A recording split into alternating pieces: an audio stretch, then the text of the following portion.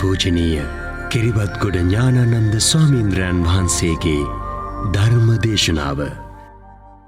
නමස්කාර වේවා බුදුරුවනට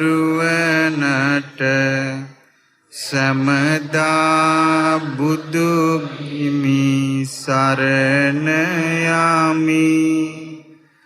නමස්කාර වේවා ධම්රුවනට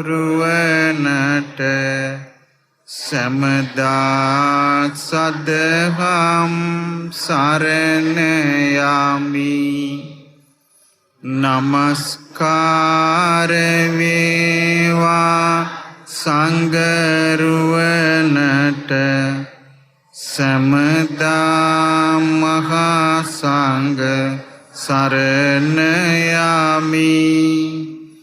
නමස්කාර වේවා තුනුරුවනට සමදා තිසරණ සරණ යමි. සාදු සාදු සාදු. ගෞතම බුදුරජාණන් වහන්සේගේ අවබෝධයෙන්ම වදාළ ධර්මය අසන්නට තරම් අපි සියලු දෙනාම වාසනාවන්තයි. මේ ලෝකේ සාමාන්‍ය මිනිසුන්ගේ ප්‍රඥාව පෘථග්ජන ප්‍රඥාවක්. ඒ පෘථග්ජන ප්‍රඥාවට ලෝකේ එක එක විචිත්‍ර දේවල් කරන්න පුළුවන් බව හැබෑව. නමුත් මේ පුහුදුන් නුවණට මනුෂ්‍යයාගේ ජීවිතයට අවබෝධයක් දෙන්න බෑ. මනුෂ්‍යයාගේ ජීවිතයට අවබෝධයක් ලැබුණොත් ඒ මනුෂ්‍යයාගේ කෙලෙස් නැති වෙලා යනවා. ඒ මනුෂ්‍යයා කෙලෙස් වලින් නිදහස් වෙනවා. ඒ මනුෂ්‍යයා ඉපදෙන මැරෙන ලෝකෙට අයිති නැති කෙනෙක්. අන්නේ ඥානෙ ලෝකේ වෙන කෙනෙකුට දෙන්න බෑ. කිසිම කෙනෙකුට දෙන්න බෑ. මේ පුහුදුන් මිනිස්සුන්ගේ පෘථග්ජන ප්‍රඥාවට පුළුවන් ග්‍රහලෝක තරණය කරන්න. පෘථග්ජන ප්‍රඥාවට පුළුවන් මේ අභ්‍යවකාශී ආයුධ ගබඩා හදන්න. පෘථග්ජන ප්‍රඥාවට පුළුවන් නොයෙක් විචිත්‍ර දේවල් කරන්න. නමුත් මේ මිනිස්යාට දෙවියන්ට ජීවිතය ගැන අවබෝධයක් දෙන්න බෑ. සාරාංශක කල්ප ලක්ෂයක් පෙරුම්දම් පුරලා සිහි නුවණින්ම තුසිත දිව්‍ය ලෝකේ උපන්නා. මහ බෝසතාණන් වහන්සේ සන්තුසිත කියලා දිව්‍ය කුමාරෙක් වෙලා. ඒ තුසිත දිව්‍ය ලෝකේ ආයුෂ ඉවරනකම්ම සිහියෙන් හිටියා. සිහියෙන් චුත වුණා. මහාමායා බිසවගේ කුසේ සිහියෙන් ඉපදුනා.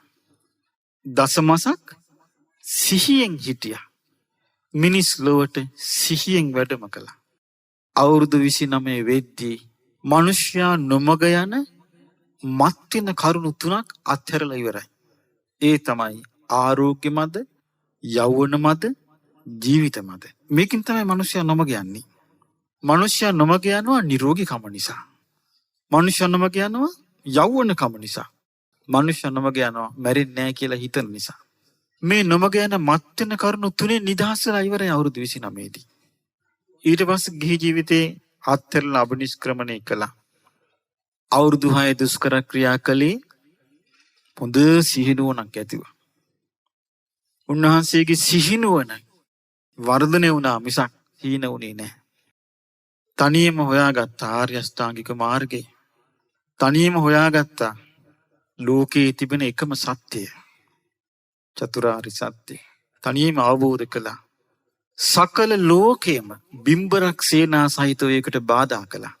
උන්වහන්සේ සියල්ල අභිබවා ජයගෙන දේශනා කරපු ධර්මයක්. ඒ ප්‍රඥාවට සම කළ හැකි ප්‍රඥාවක් ලෝ නැත. ඒ බුදුරජාණන් වහන්සේගේ ධර්මය ඒ ධර්මයේ තුලින් ලබා දෙන දේ ගැන දැනගන්න කලින් අපිට ඒ බුදුරජාණන් වහන්සේ කියන්නේ මොන වගේ ස්වභාවයකට ජීවිතය දියුණු කරපු කෙනෙක්ද කියලා ශ්‍රද්ධාවේ පිහිටලා තමයි ශ්‍රවණය කරන්න ඕනේ. එතකොට ඒකෙදී හැමතිස්සෙම ශාස්ත්‍රුන් වහන්සේ ඉන්නවා, ශ්‍රාවකෙක් ඉන්නවා. නෑ ඕක කොහොම නෙමෙයි, ඕක මෙහෙම වෙන්න ඕනේ කිව්වොත් ශාස්ත්‍රුත්වයක් නෑ. ශ්‍රාවකයෙකුත් නෑ. ශ්‍රාවකත්වයට එන්න පුළුවන් වෙන්නේ නිහතමානී මිනිසෙකුට, ප්‍රඥාවන්ත මිනිසෙකුට.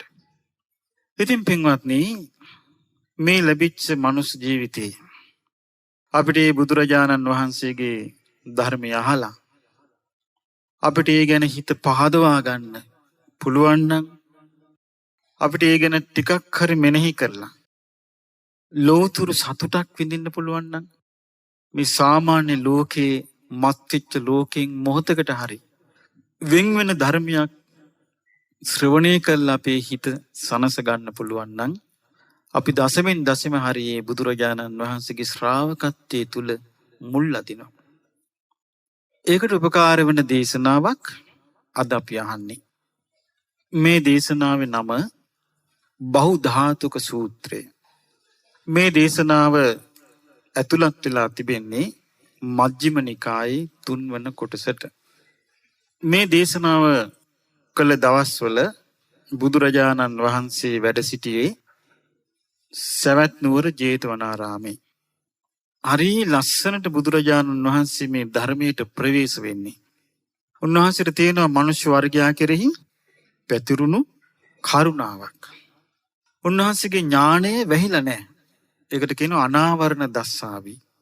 වැහිලා නැහැ දෘෂ්ටි වලින්, මතවාද වලින්, කෙලෙස් වලින් වැහිලා නැහැ. එහෙම උන්වහන්සේගේ ජීවිතයට සම්බන්ධයක් නැහැ. උන්වහන්සේ බොහොම ලස්සනට භික්ෂුන් වහන්සේලාට දේශනා කරනවා. මහණෙනි කියලා අමතලා කියනවා, මහණෙනි යම් කිසි බයක් ලෝකේ උපදිනවා නම්, බයක් උපදිනවා නම් ඒ සෑම බයක්ම උපදින්නේ බාලයාගෙනුයි, පඬිතයාගෙන් නොවේ. බාලයා තමයි බය නිර්මාණය කරන්නේ, පඬිතයා නොවේ. බාලයා කියන්නේ කවුද? දැන් අපි සාමාන්‍ය මහා බාල කාලය කියලා කියන්නේ ඒ බාලද?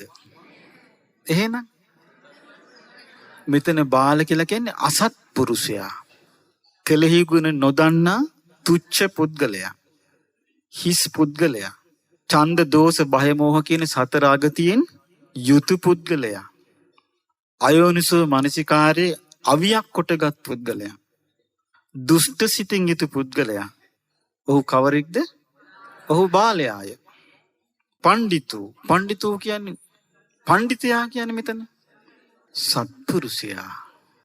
හොඳ නරක තේරුම් ගන්න පුළුවන් කෙනා, කෙලෙහි ගුණ දන්නා දක්නා කෙනා, යෝනිසෝ මනසිකාරයේ තුල සිටින කෙනා. ආන්‍යයට කියනවා පඬිතයා කියලා. නුවණැති කෙනා, නිහතමානී කෙනා. බුදුරජාණන් වහන්සේ වදාළ මහණෙනි, මේ ලෝකේ බය හටගන්නේ කාගෙන්ද? බාලයාගෙන්. එතකොට මේ බාලයා පින්පව් කතාවක්. බාලයෝ තමයි ප්‍රාණඝාත කරනවා, සොරකම් කරනවා, ඊළඟට වැරදි කාම සේවනයේ යෙදෙනවා, බොරු කියනවා, නින්දාපහාස කරනවා, කැලෑපත්තර ගහනවා. ඒව කාගේ වැඩද? බාලයන්ගේ වැඩ. ඒ කැලෑපත්තර කියූ කියනවා අනිත් බාලයෝ. එතකොට ඒ කාගේ වැඩද? ඒවා බාලයන්ගේ වැඩ. එතකොට ආන්න බාල, පඬිතයා බයක් නැහැ.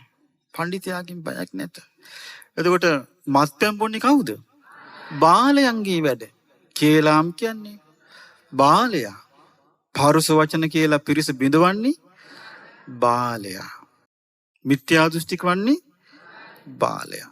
පඬිතයා ඒන් මිදුණු කෙනෙක්. පඬිතයාගෙන් බයක් හටගන්නේ නැහැ. උදේ බය හටගන්නේ කාගෙන්ද? බාලයාගෙන්. බුදුරජාණන් වහන්සේ වදාලා මහණෙනි, යම් කිසි උපද්‍රව උවදුරු ඇති වෙනවා නම්, ඒ උවදුරු ඇතිවන්නේ බාලයන් නිසාමයි, බාලයාගෙන්මයි, පඬිතයාගෙන් නොවේ. මහණෙනි, යම් කිසි කරදර කම්කටොළු ඇති වෙනවා නම්, ඒ සියලු කරදර කම්කටොළු ඇතිවන්නේ බාලයාගෙන පඬිතයාගෙන්. බාලයා උපමා කරලා තියෙන්නේ මෙන්න බලන්න බුදුරජාණන් වහන්සේ දේශනා කරනවා ගිනි ඇවිලුණු බටගයක් වගේ කියන බාලයා. කියන්නේ මහණෙනි බට වලින් හදපු ගයක් තියෙන්න පුළුවන්. වේලිච්ච තනකොළ වලින් හදපු ඉලුක් වගේ දෙයකින් හදාපු ගයක් තියෙන්න පුළුවන්. මේක ගිනි ඇවිලෙනකොට ඒ මුළු ගේම ජනේල් දොරවල් පරාල සෑම දෙයක්ම මේ ගින්න විසින් අවුලෝලා විනාශ කරලා දානවා. මහණෙනි අන්නේ වගේ කියනවා බාලයා. බාලයාගෙන් තමයි කියනවා සියලු බය ඇතිවන්නේ, උපද්‍රව ඇතිවන්නේ, කරදර පීඩා ඇතිවන්නේ බාලයාගෙනුයි පඬිතයාගෙන් නොවේ. ඊළඟට බුදුරජාණන් වහන්සේ වදාලා ඉතිකෝ භික්ඛවේ සප්පටි භයෝ බාලෝ. ඒ නිසා මහණෙනි බාලයා බය සහිතයි. බය සහිතයි. අප්පටි භයෝ පඬිතෝ. පඬිතයා බය රහිතයි. පඬිතයා ඇසුරු කරන්න පුළුවන්. අනතුරක් නැහැ. බාලයා අනතුරක් තියෙනවා. ඇසුරු කරන්න හොඳ නැහැ. බාලයා කරදර සහිතයි. පඬිතයා කරදර රහිතයි. මේක හරි ලස්සනට කියනවා. ඒ නිසා මහණෙනි තස්මාතිය භික්ඛවේ. ඒ නිසා මහණෙනි ඒවං සික්ඛිතබ්බම් මෙන්න මේ විදිහට පුහුණු වෙන්න. පඬිතා භවිස්සාම විමංසකාති. හික්මෙන්න මෙන්න මේ විදිහට කියනවා විමංසකා නුවණින් විමසන පඬිතයෝ වෙමෝ කියලා. නුවණින් විමසන නුවණැති අය වෙමෝ කියලා ආන්නේ විදිහට පුරුදු වෙන්න කියනවා. ඊට පස්සේ ආනන්ද හාමුදුරුවෝ ඒ පිරිස මැද්දේ ඉඳලා බුදුරජාණන් වහන්සේට වන්දනා කළා කියනවා ස්වාමීනි භාග්‍යතුන් වහන්සේ දැන් භාග්‍යතුන් වහන්සේ අපිට වදාලා බාලයා කියන්නේ බය සහිත චරිතයක්. බාලයා කියන්නේ කරදර සහිත චරිතයක්. බාලයා කියලා කියන්නේ භයානක චරිතයක්. ඒ භයානක චරිතයට සම්බන්ධ වෙන්න එපා. බය රහිත, කරදර රහිත නෝන නිමසන චරිතය තමයි පඬිතයා. ආන්ගේ පඬිතෙක් වෙන්න නෝනින් විමසන. ඉතින් භාග්‍යවතුන් වහන්සේ නෝනින් විමසන පඬිතෙක් වෙන්නේ කොහොමද කියලා ඇහුවා.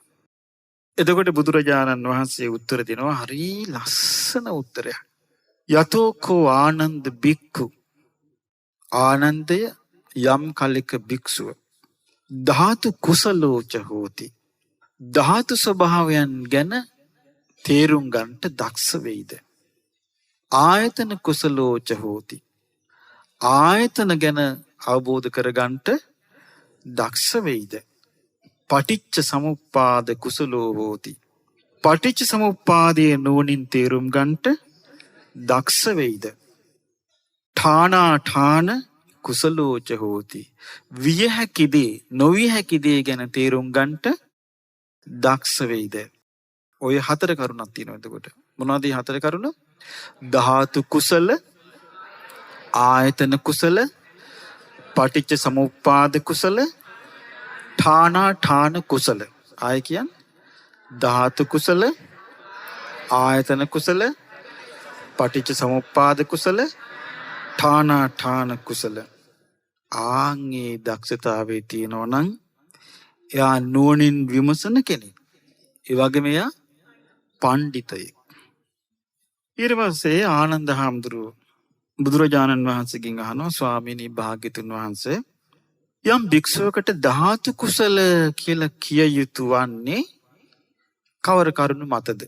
කොහොමද කෙනෙකුට ධාතු කුසල කියලා කියන්නේ? බුදුරජාණන් වහන්සේ වදාළ ආනන්දය ධාතු 18ක් තියෙනවා. ධාතු කීයක්ද? 18ක් තියෙනවා. මොනවද? තේරුම් ගන්න පුළුවන් අපිට එක පාට මේක ලේසියෙන්. චක්කු ධාතු, රූප ධාතු, චක්කු විඥාන ධාතු. එතන කීයද? ඊළඟ කියන්නේ සෝත ධාතු, සද්ද ධාතු, සෝත විඥාන ධාතු. එතකොට කීයද? 6යි. ඊළඟට ගාහන ධාතු, ගන්ධ ධාතු, ගාහන විඥාන ධාතු. එතකොට කීයද? 9යි. ජීවා ධාතු, රස ධාතු, ජීවා විඥාන ධාතු. එතකොට කීයද? 12යි. කාය ධාතු, පොට්ටබ්බ ධාතු, කාය විඥාන ධාතු 15යි. මනෝ ධාතු, ධම්ම ධාතු, මනෝ විඥාන ධාතු 18යි. ත්‍රිකක් හරියට තේරුම් ගත්තා නම් හරි. මේක 18 හදාගන්නේ මෙහෙමයි කියලා ඒ කෙනාට තේරෙනවා. ඇයි මේකට ධාතු කියන්නේ? චක්කු ධාතු. ඇස නම් වූ ධාතු ස්වභාවය. රූප නම් වූ ධාතු ස්වභාවය. චක්කු විඥාන නම් වූ ධාතු ස්වභාවය. ඇයි එහෙම කියන්නේ? ඒ ඇස හේතුන් නිසා හටගන්න ස්වභාවයෙන් යුක්තයි. හේතු නැති වූ කල්ලි නැති වී යන ස්වභාවයෙන් යුක්තයි. ඇහැට පෙනෙන රූප හේතුන් නිසා හටගන්නා ස්වභාවයෙන් යුක්තයි. හේතු නැති වී උන කල්ලි නැති වී යන ස්වභාවයෙන් යුක්තයි. විඥාන ධාතු හේතුන් නිසා හටගන්නා ස්වභාවයෙන් යුක්තයි. හේතු නැති වී යන කල්ලි නැති වී යන ස්වභාවයෙන් යුක්තයි. එහෙනම් එතකොට මේ ධාතු ස්වභාවය කියලා කියන්නේ තමාගේ වසඟේ පවත්වා ගන්නට බැරි අනාත්ම වූ ස්වභාවයක්. හේතු සකස් වෙනකොට හට ගන්නවා. හේතු නිරුද්ධ වෙනකොට නිරුද්ධ වී යනවා. එතකොට ඒ බඳු ස්වභාවයෙන් යුක්ත දෙයට බුදුරජාන් වහන්සේ පාවිච්චි කරනවා ධාතු. එතකොට මෙතන ධාතු කීයක් දේශනා කළාද? 18ක්. ඊට පස්සේ ආනන්ද හාමුදුරුවෝ අහනවා. දැන් ආනන්ද හාමුදුරුවෝ අහලා තියෙනනේ වෙන තවත් ධාතු ගැන විස්තර. ඉතින් ආනන්ද හාමුදුරුවෝ කියනවා ස්වාමිනී භාග්‍යවතුන් වහන්සේ එතකොට ධාතු කුසල කියලා කියන්නේ තවත් ක්‍රම තිබෙනවාද? තියෙනවා කිව්වා. තවත් ක්‍රම තියෙනවා කිව්වා. ආනන්දේ ධාතු 6ක් තියෙනවා කිව්වා. පඨවි ධාතු, ආපෝ ධාතු, තේජෝ ධාතු, වායෝ ධාතු, ආකාශ ධාතු, විඥාන ධාතු. මොනවද පඨවි ධාතු කියන්නේ? කෙස්, ලොම්, නිය, දත්, සම්, මස්, නහර, ඇට මිදුළු ආදී තද කොටස් පඨවි ධාතු. ආපෝ ධාතු කිව්වේ පිත්ත, සෙම, සැරව, ලේ, දහඩිය, කෙල, සොටු, සඳ මිදුළු, මුත්‍රා ආදිය.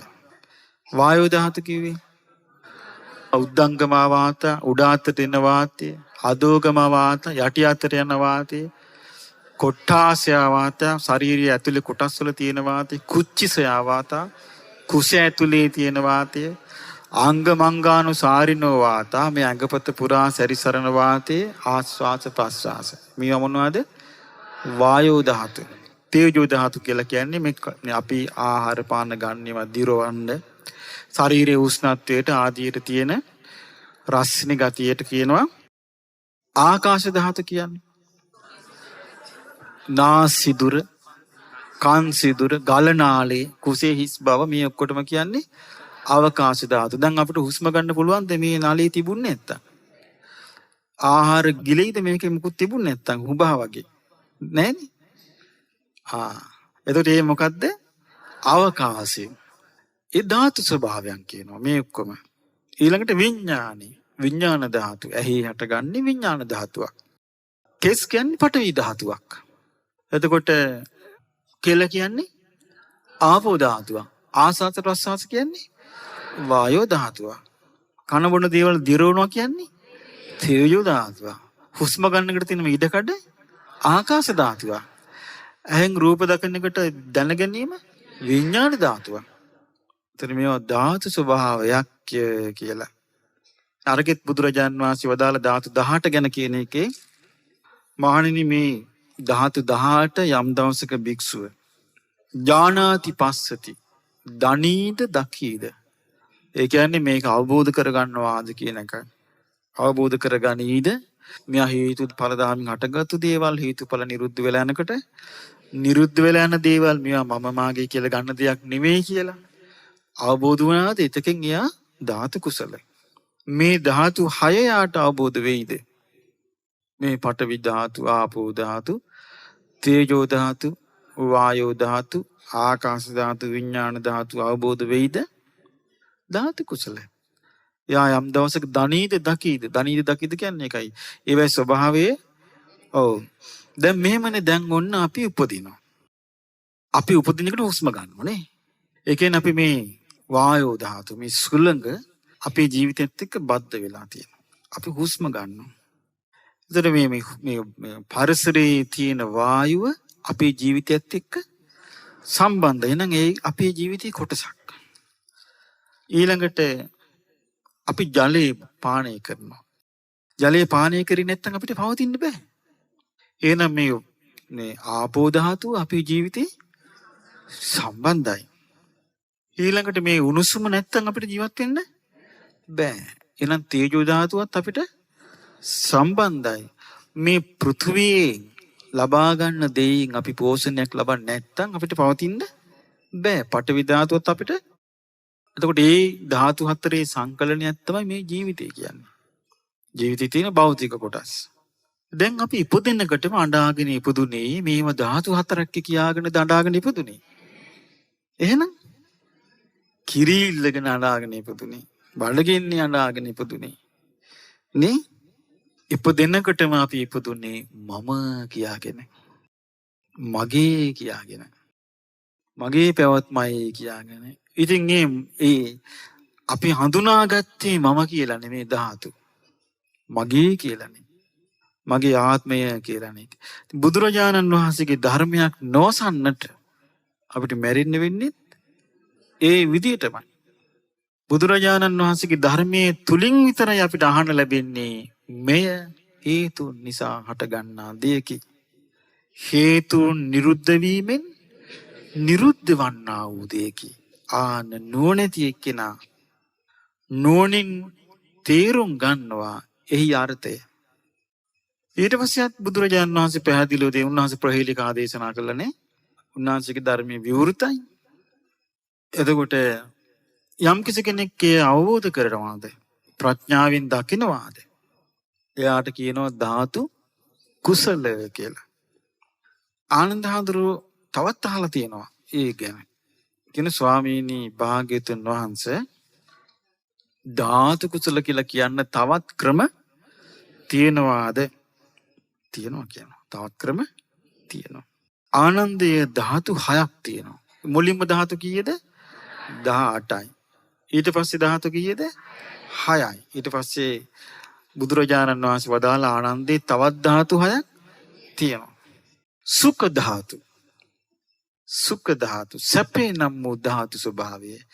ඒ කියන්නේ කායික වශයෙන් අපිට ලැබෙන සැපේ ධාතු ස්වභාවයක් කියනවා. බලන්න හරි පුදුම ලස්සන දේශනාවක්. දුක්ඛ ධාතු. දැන් අපි සාමාන්‍යයෙන් සැප විඳිනකොට අපි ගන්නවා මගේ සැපය. ඒ මුලින්ම අපිට වැරදිලානේ. දුක් විඳිනකොට අපි ගන්නවා මම දුක් විඳිමි මගේ කියලා. ඒ කියන්නේ ඒක මේ වචන වලට අයිති කන්නව. දැන් මම කියන එක අපේ භාෂාවෙන් අයින් කළා කියලා මම නැතු යන්නේ නෑනේ. එහෙමනම් හරි ලේසිනේ. දැන් මම කියන එක කතා නොකර අපි කතා කළේ නෑ කියම මම කියන වචනේ මගේ කියන වචනේ කතා කළේ නෑ කියලා අවිද්‍යාව දුරු වෙනවද? අවිද්‍යාව තියෙන වචනයක් මත නෙමෙයි. අවබෝධ නැතිකම මත. එතකොට සුඛ ධාතු කිව්වේ කායික. කායිකව විඳින්නා වූ සැප නම් වූ ධාතු ස්වභාවයක් තියෙනවා. දුක්ඛ ධාතු. කායිකව විඳින්නා වූ දුක නම් වූ ධාතු ස්වභාවයක් තියෙනවා. සෝමනස්ස ධාතු. මානසිකව විඳින්නා වූ සොම්නස නම් වූ ධාතු ස්වභාවයක් තියෙනවා. එතකොට සෝමනස්ස කියන එක මානසික, සුඛ කියන එක කායික. දෝමනස්ස ධාතු. මානසිකව විඳින්නා වූ දොම්නස නම් ධාතු ස්වභාවය. ඒතර සුඛ ධාතු, දුක්ඛ ධාතු, සෝමනස්ස ධාතු, දෝමනස්ස ධාතු, උපේක්ඛා ධාතු. සුඛ දුක්ඛ රහිත වූ උපේක්ෂාව නම් වූ ධාතු ස්වභාවයක් තියෙනවා. අවිජ්ජා ධාතු. අවබෝධ නොවීම නම් වූ ස්වභාවයක් තියෙනවා. ඒකනේ මේකෙන් අපිට යන්න අමාරු. බුදුරජාණන් වහන්සේ ළඟට එක දවසක් භික්ෂුන් වහන්සේ නමක් ඇවිල්ලා අහනවා ස්වාමීනි භාග්‍යවතුන් වහන්සේ ඉස්සර මෙපමණ ශික්ෂාපද තිබුණේ නැහැ. නමුත් රහතන් වහන්සේලා බහුල වශයෙන් වැඩ හිටියා. හරියට මාර්ගඵල අවබෝධ කළා. භාග්‍යවත් බුදුරජාණන් වහන්සේ දැන් ශික්ෂාපද බහුලයි. නමුත් මේ ශික්ෂාපද පනවන වේගෙන් රහතන් වහන්සේලාගේ බිහිවීමක් අඩුයි. බුදුරජාණන් වහන්සේ වදාලා පින්වත් භික්ෂුව ඔය කොහොම තමයි පිරිහෙනකොට කිව්වා. පිරිහෙනවා කියන තර මොකද්ද? දැන් අපි ගත්තොත් මිනිස්සු රොකට් හදාගෙන ඒ රටවල් වලට යනවා, අඟහරු ලෝකෙට යනවා, අර ලෝක වලට යනවා. දැන් පරිගණක හදාගෙන මහා සෙල්ලම් පෙන්නනවා. ඒතර මොකද මේ පිරිහෙනවා කියන්නේ? පිරිහෙන්නේ සිහිය. මොන සිහියද පිරිහෙන්නේ? සම්මා සති. පිරිහෙන්නේ වායාම. මොන වායාමද? උපන්න අකුසල් දුරු කරගන්න බෑ. අන්න පිරිහීම කියන්නේ ඒක. උපන් අකුසල් දුරු කරන්න ශක්තිය නැහැ. නූපන් අකුසල් නූපදවාගෙන ඉන්න ශක්තිය නැහැ. නූපන් කුසල් උපදව ගන්න බෑ. උපන් කුසල් රඳව ගන්න බෑ. පිරිහීම වීරියනේ. වීරියනේ. ප්‍රඥාව පිරියනවා. යෝනිසෝ මනසිකාරේ යෙදෙන්න බෑ. තේරෙන්නේ නැහැ. පටලව ගන්නවා. බුදුරජාණන් වහන්සේ දේශනා කරන ධර්මයේ අර්ථ ගන්න තේරෙන්නේ. එක දවසක් බුදුරජාණන් වහන්සේ ගාවට කෙනෙක් ඇවිල්ලා කියනවා ඒක දැන් බුදුරජාණන් වහන්සේ අනිත්‍යයි දුක්ඛයි අනාත්මයි කියලා වදාලාම සමහරුන්ට මේකේ අර්ථ ගන්න තේරෙන්නේ නැහැ. දන්නේ නැහැ යෝනිසෝ මනසිකාරය දෙනවා කිය අයෝනිසෝ මනසිකාරයට වැටෙනවා. බුදුරජාණන් වහන්සේ ළඟ එක දවසක් බමුණෙක් ආවා. ඇවිල්ලා කියනවා භාග්‍යතුන් වහන්සේ මම මෙන්න මෙහෙම මතියක් දරනවා කිව්වා. මොකද්ද? අත්තකාර පරකාර කියලා දෙයක් නැත. ඒ කිව්වේ තමා කරනවාය අනුන් කරනවාන කියලා දෙයක් නැහැ. බුදුරජාණන් වහන්සේ වදලා හප්පේ එහෙම කෙනෙක් මගේ ඇස් දෙකටවත් පේන්න එපා කිව්වා. එයා ඒ කිව්වේ මොකද්ද? සත්‍ය පුද්ගලෙක් නැත කිව්වා. එහෙම කෙනෙක් පේන්නවත් එපා කිව්වා මගේ ඇස් දෙකට. ඇයි ඒ දෘෂ්ටිෝස්ති තමයි යන්නේ. මව් මරුවාට කමක් නැත. පියා මරුවාට කමක් නැත. මව්පියෝ නැත. එළව නැත. පරලෝ නැත. ඒවට යන්නේ අර වෙන්නේ. ධාතු ස්වභාවයක් ඇත. එහෙම කියාගෙන යනවා සමහර. ඒ කාලේ හිටපු අය. ඉතින් අර ධර්මකාරණේ අල්ලා ගන්න බැරි එක්කෙනා ඒක පැටලෙනවා. පැටලිලා අනවබෝධී තේරිච්ච නැති බව තේරුණු දෙයක් හැටියට පෙන්වන්න හදනවා. පැටලි යනවා. ඒතර එහෙම වෙන්නේ නැහැ. හරියට යෝනිසෝ මනසිකාරය දෙනවා නම්. ඉස්සර මට මතකයි මුල් කාලේ පුද්ගලයෝ නැත කියන. මම එතකොට අට්ඨපුරුෂ පුද්ගලා ඊස භගවතු සාවක සංඝ. බුදුරජාණන් දේශනා කළ තියෙන මහණෙනි මම බුදු වැසින් දකිනවා මේ ලෝකයාට දේව විසින්ට හිතසුව ඇති පුද්ගලයෙක් පහළ වෙනවාය. ඒ තමයි අරහන් සම්මා සම්බුදුරජාණන් වහන්සේ. මෙහු දීද්දි බුද්ධ දේශනාවල අන්න අයෝනිසෝ මනසිකාරය දෙනවා. එතකොට ඒක පිරිහීම. ඊළඟට පිරිහි වුණාම මොකද වෙන්නේ? නියතමානීකමට වෙනුවට එතනට වෙන එකක් එනවා. මාන්නය එනවා. සුවච වෙනුවට දුර්වච වෙනවා. ඒ කියන්නේ කීකරු වීම වෙනුවට අකීකරු වීම වෙනවා. එතකොට හිස නමා ඉන්න ඕන වෙනුවට හිසට පොල් පිටි අයි කර ගන්නවා. ආන්න. ඒක තමයි ලෝකයේ එන්න පිරිනවා කියන්නේ. එතකොට මේ ඔක්කොටම බලවත් වෙන අවිජ්ජා ධාතු. ඒ බුදුරජාණන් වහන්සේ දේශනා කරානේ මේ ලෝකේ වැහිලා තියෙන මොකෙන්ද?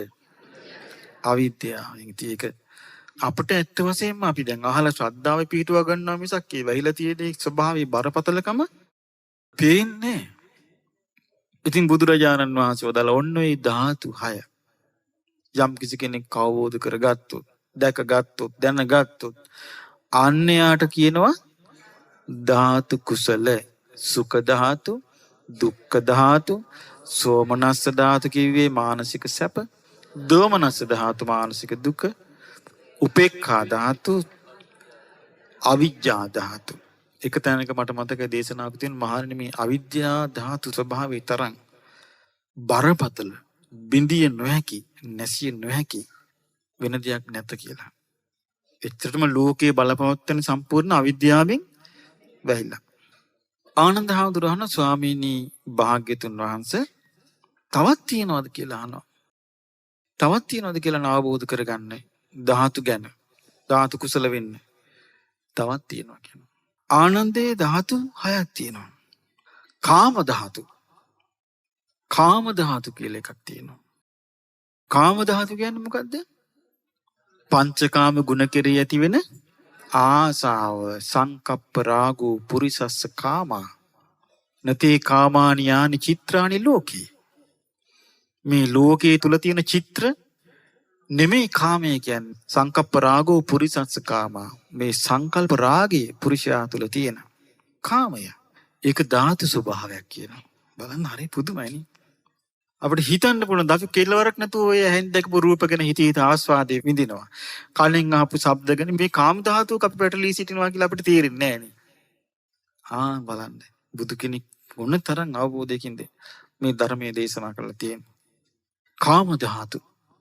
මේ ඇති වෙන සංකල්ප රාගය කාම ධාතුවක්.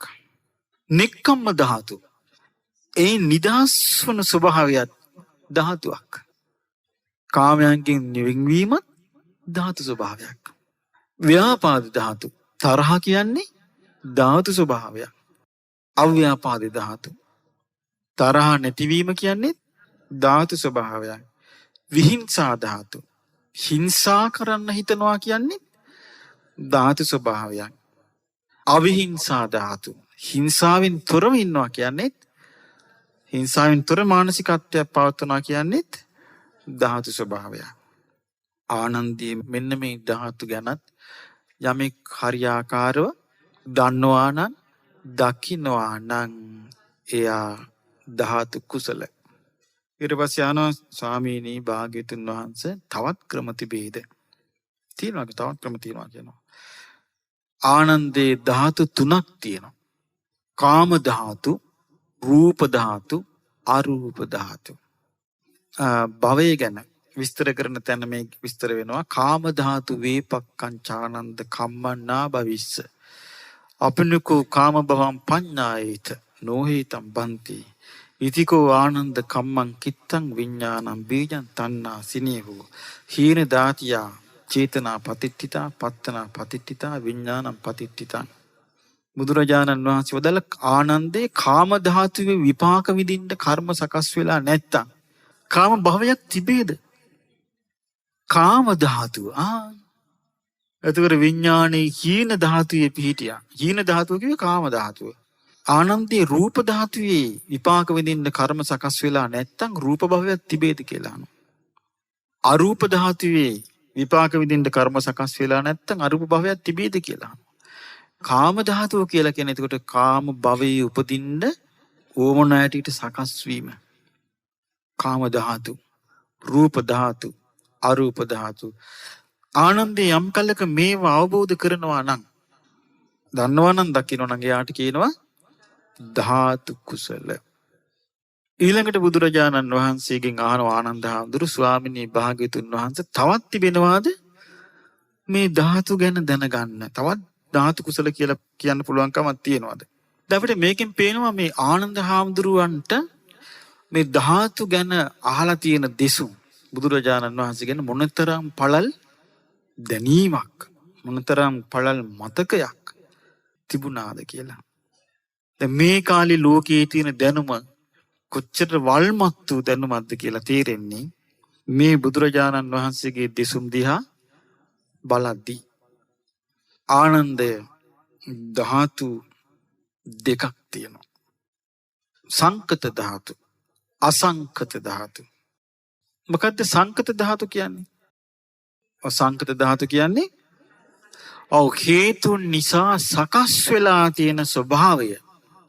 ඒකට කියනවා සංකත ධාතු. සංකතයක ලක්ෂණ මොකද්ද? උපාදෝ පඤ්ඤායති. සංකතයක ලක්ෂණයක් තමයි ඒකේ හේතුන් නිසා සකස් වෙච්ච දේක තියෙන දකින්න ලැබෙන ස්වභාවය තමයි හට ගැනීම. වයෝ පඤ්ඤායති. වෙනසී යාම. තිතස්ස අඤ්ඤතත්තම් පඤ්ඤායති. පවතින දේ තුල වෙනස් වීම. එතකොට මේ ලක්ෂණයෙන් යුක්ත ස්වභාවයට කියනවා සංකත ධාතු. එතකොට බුද්ධ දේශනාවේ විස්තර වෙන්නේ විදිහටම දරා ගන්න ඕනේ අපි. අපි අලුතෙන් මොකුත් දාන්න හොඳ නැහැ. බුද්ධ දේශනාව දරා ගන්න ඕනේ. බුද්ධ දේශනාව කොහොමද තියෙන්නේ? උපාදෝ පඤ්ඤායති. වයෝ පඤ්ඤායති. තිතස්ස අඤ්ඤතත්තම් පඤ්ඤායති. ඒකට අපි 아무තින් අතින් දාන්න දෙයක් නෑ. මොකද අපිට වැදගත් වෙන්නේ අපේ විග්‍රහයද බුදුරජාණන් වහන්සේගේ විග්‍රහයද? උන්වහන්සේ වදාළ කොහොමද? ඔව් උපාදෝ පඤ්ඤායති හට ගැනීමක් පෙනේ. වයෝ පඤ්ඤායති වෙනසීමක් පෙනේ. තිතස්ස අඤ්ඤතත්තම් පඤ්ඤායති පවතන දේ තුල වෙනස් වීමක් පෙනේ. එතනින් ඇහැට අපි මොකක් කියන්න ඕනේ නැහැ. එච්චරයි. එතන තමයි ශ්‍රාවකයා ඉන්නේ. අපි උකට අතින් දාන්න කිව්වොත් මොනවා හරි නෑ ඕක මේ දැන් මැරෙනවා මේ උපදිනවා. මේ ක්ෂණිකව මැරෙනවා ක්ෂණිකව උපදින මේක දැක්කොත් සෝවාන් කියලා කිව්වොත් අපිද බුදු වෙලා ඉන්නේ. ඒ නිසා බුදුරජාන් වහන්සේ කියන්නේ කවුද කියලා අපි කවුද? අපි ශ්‍රාවකයෝ. ශ්‍රාවකයා හැමතිස්සෙම ඉන්න ඕනේ කොතනද? ජානාති භගවා අහං නජානාමි. භාග්‍යවතුන් වහන්සේ දන්නාසේක මම නොදනිමි. එතන තමයි ශ්‍රාවකත්වයේ තියෙන්නේ. දැන් රහතන් වහන්සේලා ඒ විදිහට දරාගෙන ආපු නිසා අපට පිරිසිදුව මේ ධර්මේ ලැබුණේ. මේ ධර්මයෙන් බැහැර වෙලා ලෝකේ ඕනම කෙනෙක් ධර්ම මාර්ගයේ කතා කරන්න ගියොත් එයා කතා කරන්නේ අවුලක් විතරයි. බුදුරජාණන් වහන්සේගේ ධර්මයේ කෙරේ පැහැදිච්ච දෙවිනිස් ලෝකයා දන්නවා. බුදුරජාණන් වහන්සේ වදාළ ධර්මයෙන් බැහැරව යම් කෙනෙක් නිවන් මඟක් උපදේශයක් දෙන්න ගියොත් ඒ හැම එකක්ම පුතත්ජන එකක්. බුදුරජාණන් වහන්සේගේ ධර්මයේ විතරයි ආරි ධර්මයේ. එතකොට උන්වහන්සේ දේශනා කරනවා සංකත ධාතුව කෙරේ යම් කෙනෙකුට අවබෝධයක් තියෙනවා නම් ඒ වගේම අසංකත ධාතුව හේතුඵල ධාමින් හට නොගත් ස්වභාවය. මොකද්ද? න උප්පාදෝ පඤ්ඤායති. හට ගැනීමක් පේන්නේ නැහැ. න වයෝ පඤ්ඤායති. වෙනසීමක් පේන්නේ නැහැ. නඨිතස් සංඤතත්තම් පඤ්ඤායති. පවතින දේ තුල වෙනසීමක් පේන්නේ එහෙම එකක් නැහැ. එතකොට එහෙම අසංකත ධාතු ස්වභාවයක් තියෙනවා. එක්තරා අවස්ථාවක බුදුරජාණන් වහන්සේ වදාලා මහණෙනි මේ අසංකත ධාතු ස්වභාවයක් නොතිබුණා නම් සංකත ධාතු ස්වභාවයට අයිති පුද්ගලයාට ගැළවිල්ලක් නැහැ කියලා. බලන්න කොයිතරම් අවබෝධයකින්ද බුදුරජාණන් වහන්සේ දේශනා කරලා තියෙන්නේ. එතකොට ආනන්ද හාමුදුරු දැනගත්තා ධාතුන් ගැන ඔක්කොම කියවුණා. ඊට පස්සේ ආනන්ද හාමුදුරු අහනවා ස්වාමීනි භාග්‍යතුන් වහන්සේ ආයතන කුසල කියලා භික්ෂුවකට කියන්නේ කොහොමද? දැන් ඔන්න ධාතු කුසල විස්තර කළේ. ඉස්සලා ධාතු 18ක්. ඊළඟට ධාතු 6ක්. ඊළඟට ආයමත් 6ක්. ඊළඟට ආයමත් 6ක්. ඊළඟට ආයමත් 6ක්. ඊළඟට 3ක්. ඊළඟට 2ක්. බුදුරජාණන් වහන්සේ වදාලා ආයතන චක්ඛෝ පනිමානි ආනන්ද අජ්ජත්තික බාහිරානි ආයතනානි. ආනන්දය ආධ්‍යාත්මික බාහිර කියලා ආයතන 6ක් තියෙනවා. ඒ තමයි චක්කුංචේව රූපාච. ඇහැ වගේම රූපත්. ඇහැ කියන්නේ ආධ්‍යාත්මික ආයතනය, රූප කියන්නේ බාහිර ආයතනය. සෝතංච සද්දාච. කන කියන්නේ ආධ්‍යාත්මික ආයතනය, ශබ්ද කියන්නේ බාහිර ආයතනය. ගහනංච ගන්ධාච. නාසය කියන්නේ ආධ්‍යාත්මික ආයතනය, ගන්ධ සුවඳ කියන්නේ බාහිර ආයතනය. ජීවාච රසාච. දිව කියන්නේ ආධ්‍යාත්මික ආයතනය, රසය කියන්නේ බාහිර ආයතනය. කායෝච පොට්ටබ්බාච. කාය කියන්නේ ආධ්‍යාත්මික ආයතනය, පහස කියන්නේ බාහිර ආයතනය. මනෝච ධම්මාච. මනස කියන්නේ ආධ්‍යාත්මික ආයතනය, අරමුණු කියන්නේ බාහිර ආයතනය. එතකොට මේ ආධ්‍යාත්මික බාහිර ආයතනානි, ආධ්‍යාත්මික බාහිර ආයතන කියලා බුදුරජාන් වහන්සේ ඒක විස්තර කළාට පස්සේ ආයි අපිට මේක අතින් දාන්න දෙයක්, අයින් කරන්න දෙයක්, අමුතු විග්‍රහයක් කරන්න දෙයක් නැහැ. අපිට තියෙන එක ශ්‍රද්ධාවෙන් දරා ගැනීමයි. මොකද ප්‍රඥාව බුදුරජාණන් වහන්සේගේ. අපි මේ සංසාරේ ඇවිද ඉඳලා මේ යන්තම් මේ කර්ම සකස් වී මේ එක එක ලෝකවලට යන්න පාර සකස් වෙයි තිබිලා තමයි යන්තම් මේ තිසරණේ ගණ ඇහිලා මේ පොඩ්ඩක් ඇවිල්ලා බණ ටිකක් අහන්නේ. ඒකට එහෙම අහලා ධර්මයේ අපි මානෙට ඉඩ දුන්නොත්, අපි අපේ කල්පනාවල වලට ඉඩ දුන්නොත් මොකද වෙන්නේ? ඒ පුද්ගලයා ඒ මොහොතින් ඉඳලා පිරිනනවා. ඒ බුදු කෙනෙක් පහළ වෙන්නේ කල්ප ගණනකින්. ආනන්ද යම් කිසි කෙනෙක් ඔය ආධ්‍යාත්මික බාහිර ආයතන ගැන අවබෝධයක් ඇති කරගත්තොත් දැක්කොත් යථා ස්වභාවය එපමණකින් එයා ආයතන කුසලයි. යථා ස්වභාවය දකින්නට ඒ දකින්නවා කියන්නේ.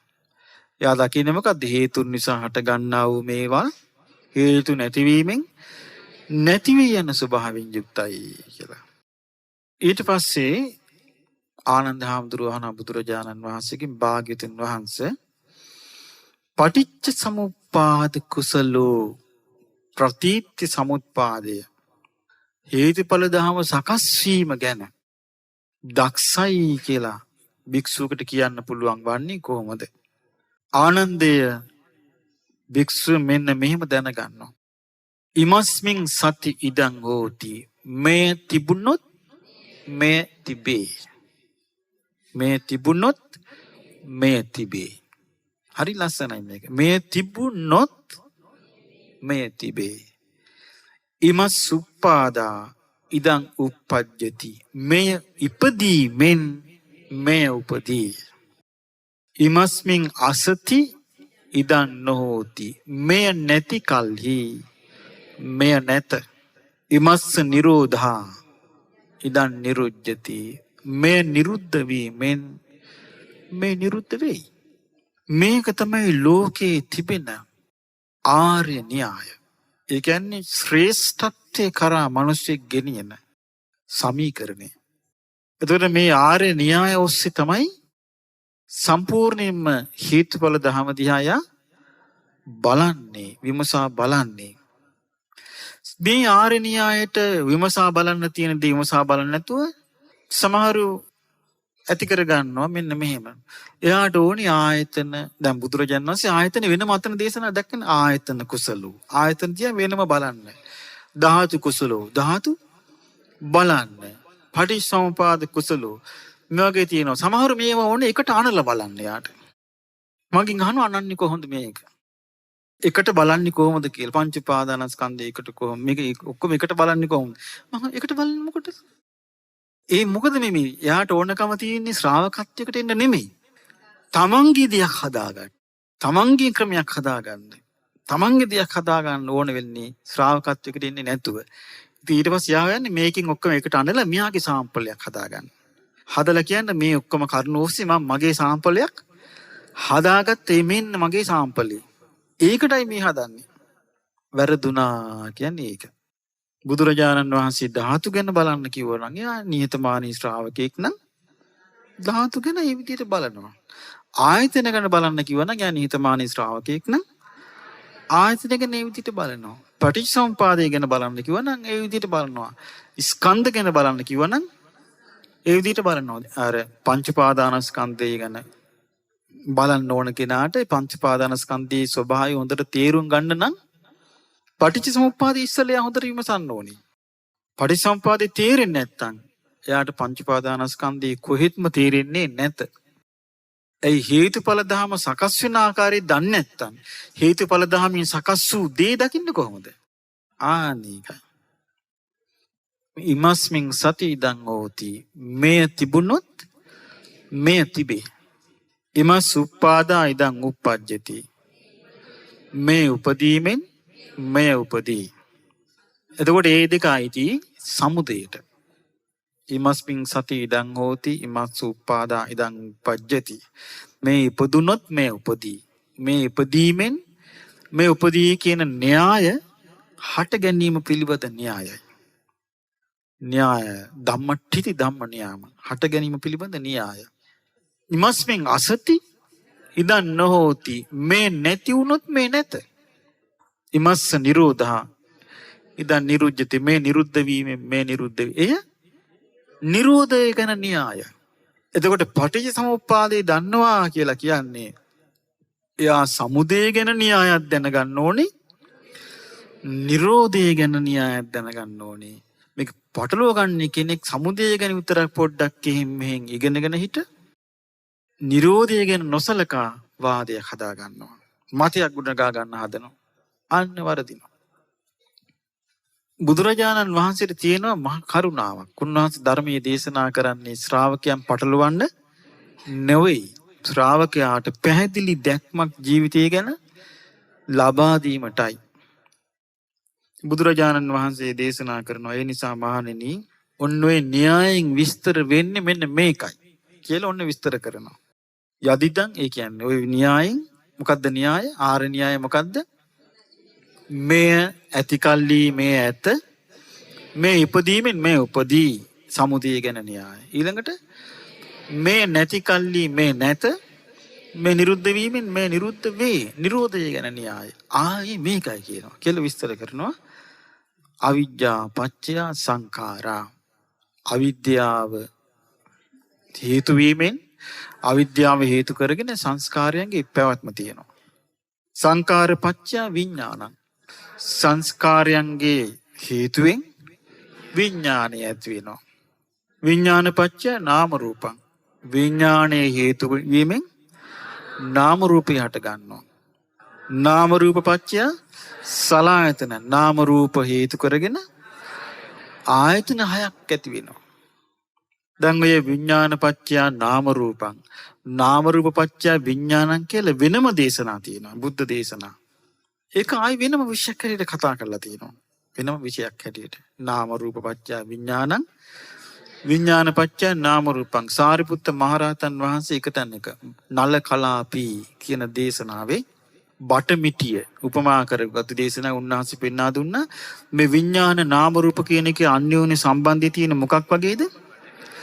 බටමිටි දෙකක් හේතු කරලා තියෙනවා වගේ කියන එකට එකක්. එතකොට ඒක කියන එකක් ඇද්දොත් අනිත් එක වැටෙනවා. එතකොට බටමිටි දෙක හේතු කරලා තියෙනවා. එකක් ඇද්දොත් අනිත් එක. එහෙනම් මේ හේතුව බොහොම අඩමාණයට තියෙන හේතුව. නැත්නම් අද්දුත් වටින්නේ කොහොමද? එතකොට මේ ක්‍රියාකාරීත්වය එහෙම මේ අඩමාණයට හැදිච්ච එක.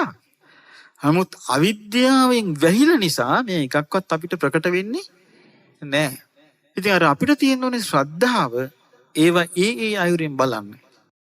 නාම රූප හේතු කරගෙන ආයතන ආය හට ගන්නවා. ඊළඟට සලආයතන පත්‍ය පස්සෝ ආයතන හේතු කොටගෙන තමයි ස්පර්ශය ඇති වෙන්නේ. බාහිර ලෝකයක් එක්ක විඥානي සම්බන්ධ වෙලා දෙන්නේ. ස්පර්ශය කියන්නේ තින්නම් සංගති පස්සෝනේ. කරුණු තුනක එක්වීමනේ ස්පර්ශින් කරන්නේ. පස්ස පත්‍ය වේදනා ඒ ස්පර්ශයෙන් තමයි විඳීම ඇති වෙන්නේ. වේදනා පත්‍ය තණ්හා ඒ විඳීම ඇති වුණාම ඒ විඳීම හේතු කරගෙන තමයි පුද්ගලයෙකුට ආසාවක් ඇතිවන්නේ. ආසාවක් ඇතිවන්නේ විඳීමක් නිසා. තණ්හා පත්‍ය උපාදාන ඒ ආසාව හේතු කරගෙන තමයි ඒ දෙයට අහු වෙන්නේ, බැඳිලා යන්නේ, ග්‍රහණය වෙන්නේ. උපාදාන පත්‍ය භව ඒ ආකාරයට බැඳිලා ගිහිල්ලා ග්‍රහණය වෙලා ගිහිල්ලා කරන ක්‍රියාවෙන් තමයි භවයක් හටගන්නේ. භවපත්‍ය ජාති ඒ භවය හට ගැනීම නිසා තමයි උපතක් කරා යන්නේ, ඉපදීම සිද්ධ වන්නේ. ජාති පත්‍ය ඉපදීම හේතු කරගෙන ජරාවට පත්වීම, මරණය, ශෝක වැළපීම්, දුක් දුම්නස් සුසුංගලි මේ සියල්ල සිද්ධ වෙන. දැන් බලන්න මේ ඔක්කොම කුමක් ප්‍රත්‍යයෙන් තියෙන්නේ? ජාති පත්‍ය ඉපදීම හේතු. හරි පැහැදිලි. එතකොට බුදුරජාණන් වහන්සේ සතිපට්ඨාන සූත්‍රයේ, සත්‍ය විභංග සූත්‍රයේ, සාරිපුත්ත මහරහතන් වහන්සේ තවත් බුද්ධ දේශනාවල ජරා මරණ හරි ලස්සනට මේ මොහොතේ ජරා මේ මොහොතේ මරණ නෙමෙයි විස්තර කරලා තියෙනවා. කොහොමද ජරා මරණ විස්තර කරලා තියෙන්නේ? ඛණ්ඩිච්ඡං පාලිච්ඡං වලිත්ත චත. ඛණ්ඩිච්ඡං කියන්නේ දත් කැඩෙනවා. පාලිච්ඡං කියන්නේ කෙස් සිදෙනවා. වලිත්ත චතා කියන්නේ හාම රැලි වැටෙනවා. ආයුනෝ සංහානි ආයුෂ ගෙවිල යනවා. ඉන්ද්‍රියානම් පරිපාකෝ ඉන්ද්‍රියම් මෝරල යනවා. මේවට කියන්නේ මොනවද? ජරා. මරණයත් ඒ විදිහට විස්තර කරලා තියෙනවා. චුති චවණතා බේද අන්තරදාන මච්චු මරණං කාලකිරියා. හරි ලස්සන චුති කියනවා. මරණයට කියනම චවණතා චුත වෙන ස්වභාවය. මේ ක්ෂණික එකක් නෙමෙයි මේ කියන්නේ. හරියටම නිවැරදිව බුද්ධ දේශනා කරේ හිත පහදව ගන්න ඕනේ. ජරා මරණ ශෝක වැළ පරිදේව කියන්නේ වැළපීම, වැළපීම, වැළපීම, දුක් දුම්නස් කායික දුක්. දුක් කියන්නේ කායික දුක්. කායිකං දුක්ඛං කායිකං අසාතං කාය සම්පස්සජං දුක්ඛං වේදිතං. කායික වශයෙන් ඇති වෙන ස්පර්ශයෙන් ඇතිවන්නා වූ විඳින ස්වභාවිත දුක. දුක. දෝමනස්සං චේතසිකං දුක්ඛං අසාතං. දෝමනස් මානසික ඇතිවන්නා දුක්. මේ ඔක්කොම හටගන්නේ ජාතිපච්චය. කොමකින්ද හටගන්නේ? ඉපදීමෙන්. එතකොට බුද්ධ දේශනාවේ ඉපදීම නිසා මේ සිදු වෙනවා කියලා අවබෝධයෙන්ම ප්‍රකාශයක් බුදුරජාණන් වහන්සේ දේශනා කරනකොට නිහතමානී ශ්‍රාවකයා ආන්ගේ ප්‍රකාශය සිතෙහි දරා ගන්නවා. දරාගෙන ජීවිතයේ දුක්ඛම් කටළු අභියස අර දිසුම ගලපා ගන්නවා. මට ඉපදින තාක් මේ පස්සේ එහෙනම් තියෙනවා. ඊට පස්සේ ආ දරාගත්තා. ඉපදින්නේ භවයේ හැදෙන තාක් මේ පස්සේ මට තියෙනවා.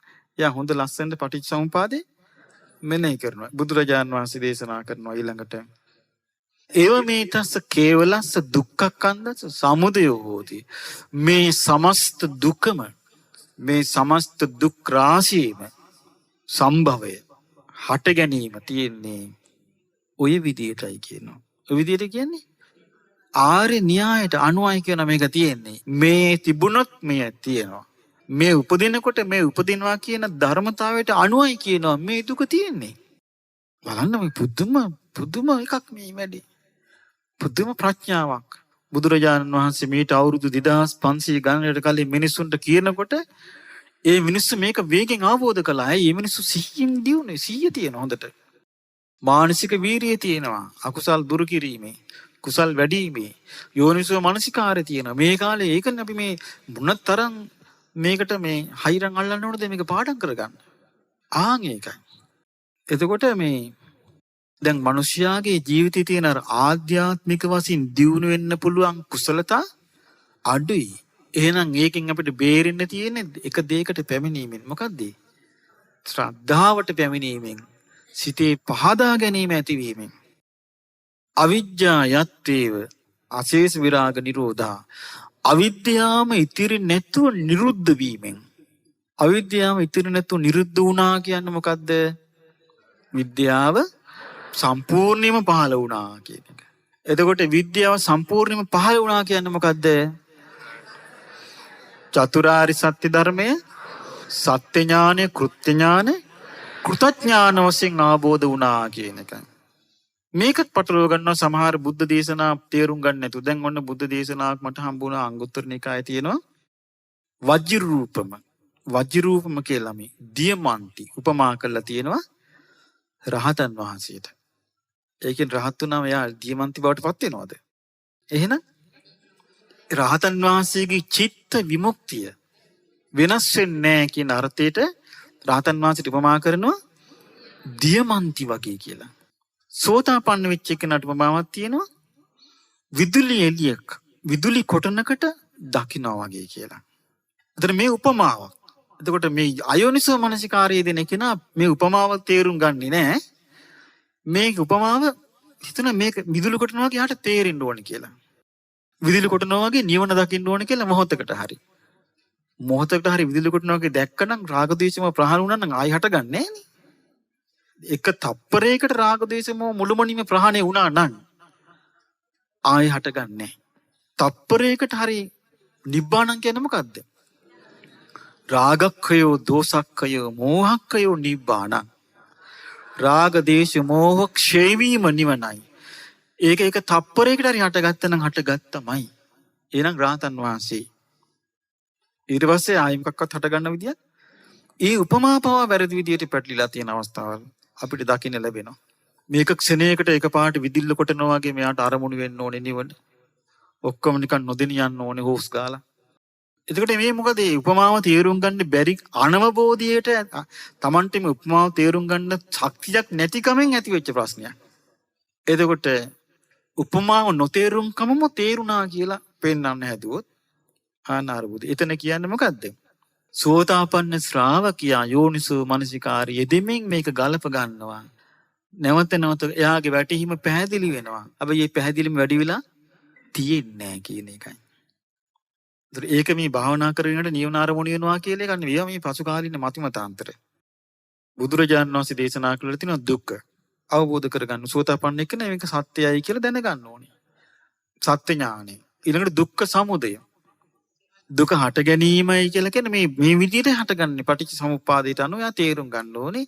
එතකොට ඒක තුල මේ තණ්හාව, කාම තණ්හා, භව තණ්හා, විභව තණ්හා කියන මේ තුනෙන් තමයි මේ දුකට උවමනා කරන සම්පූර්ණ රුකුල් දීම තියෙන්නේ කියලා යා දැනගන්න.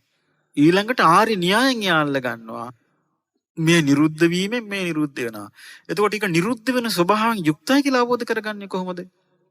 මේ හැම අංගයක්ම හේතු නිසා සකස් වෙන අනිත්‍ය දේවල් හේතු නිරුද්ධ වීමෙන් නිරුද්ධ වෙන ස්වභාවයෙන් යුක්තයි කියන තේරුම් ගැනීම යාට ආවට පස්සේ දුක්ඛ නිරෝධයට තේරුම් ගන්න පුළුවන්. එහෙනම් මේ තෘෂ්ණාව තියෙන්නේ කොහොමද? යෝ තස්සායේව තණ්හාය ආශේෂ විරාග නිරෝධෝ චාගෝ පටිනිස්සග්ගෝ මුත්‍ති අනාලයෝ.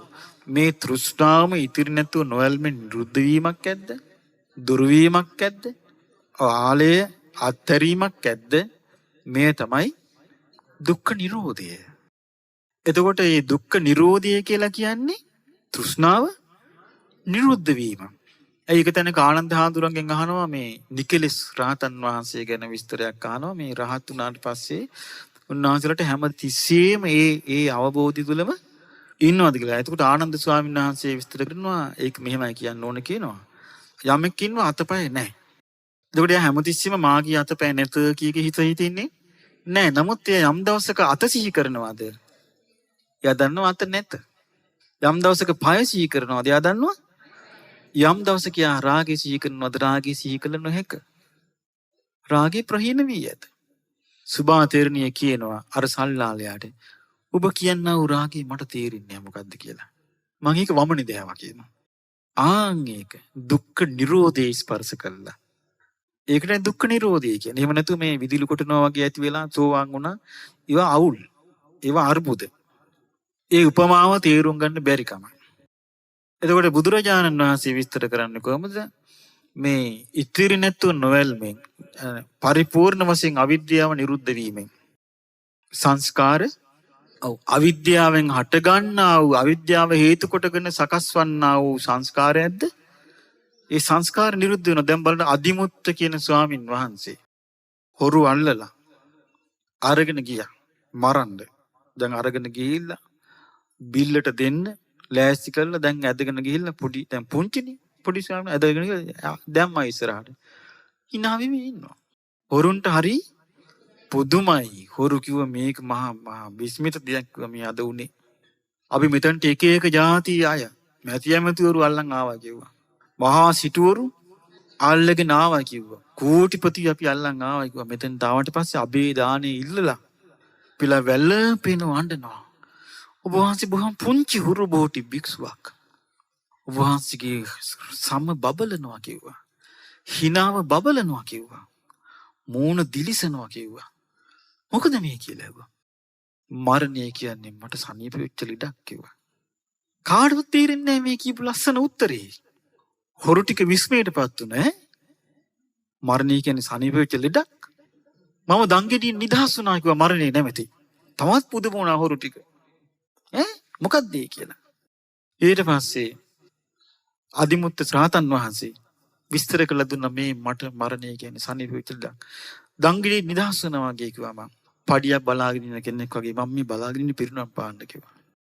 ඇඟ ඉරි වැටිලා ගියා. අතේ තිබිච්ච ආයුධ වීසි කළා. ඒ ප්‍රඥාව අපටත් දෙන්න කිව්වා. එකල හොරු මෙකල හොරුන්ට වඩා වෙනස් වෙන්නේ අන්න එතනින්. එකල හොරු තුලත් තිබුණ සිහිය උපදවන්න පුළුවන් හැකියාව. වීරිය උපදවන්න පුළුවන් හැකියාව. ප්‍රඥාව උපදවන්න පුළුවන් හැකියාව. මෙකල හොරුන්ට තියා. දන්නෝ දන්නේ. එතකොට වෙනස කවුද කියලා මේක කියලා දුන්නේ? කොහොමද කියලා මේ වෙනස් වුනේ? සෙවත් නුවර වැඩ සිටිනවා කිව්වා මට මේ මාර්ගේ පෙන්වා දීපු මාගේ ශාස්ත්‍රුන් වහන්සේ අනේ එක්කගෙන යන්න කිව්වා. ඒ සියලු දෙනා රහතන් වහන්සේලා වෙලා ඉවරුනේ. ආනේකයි.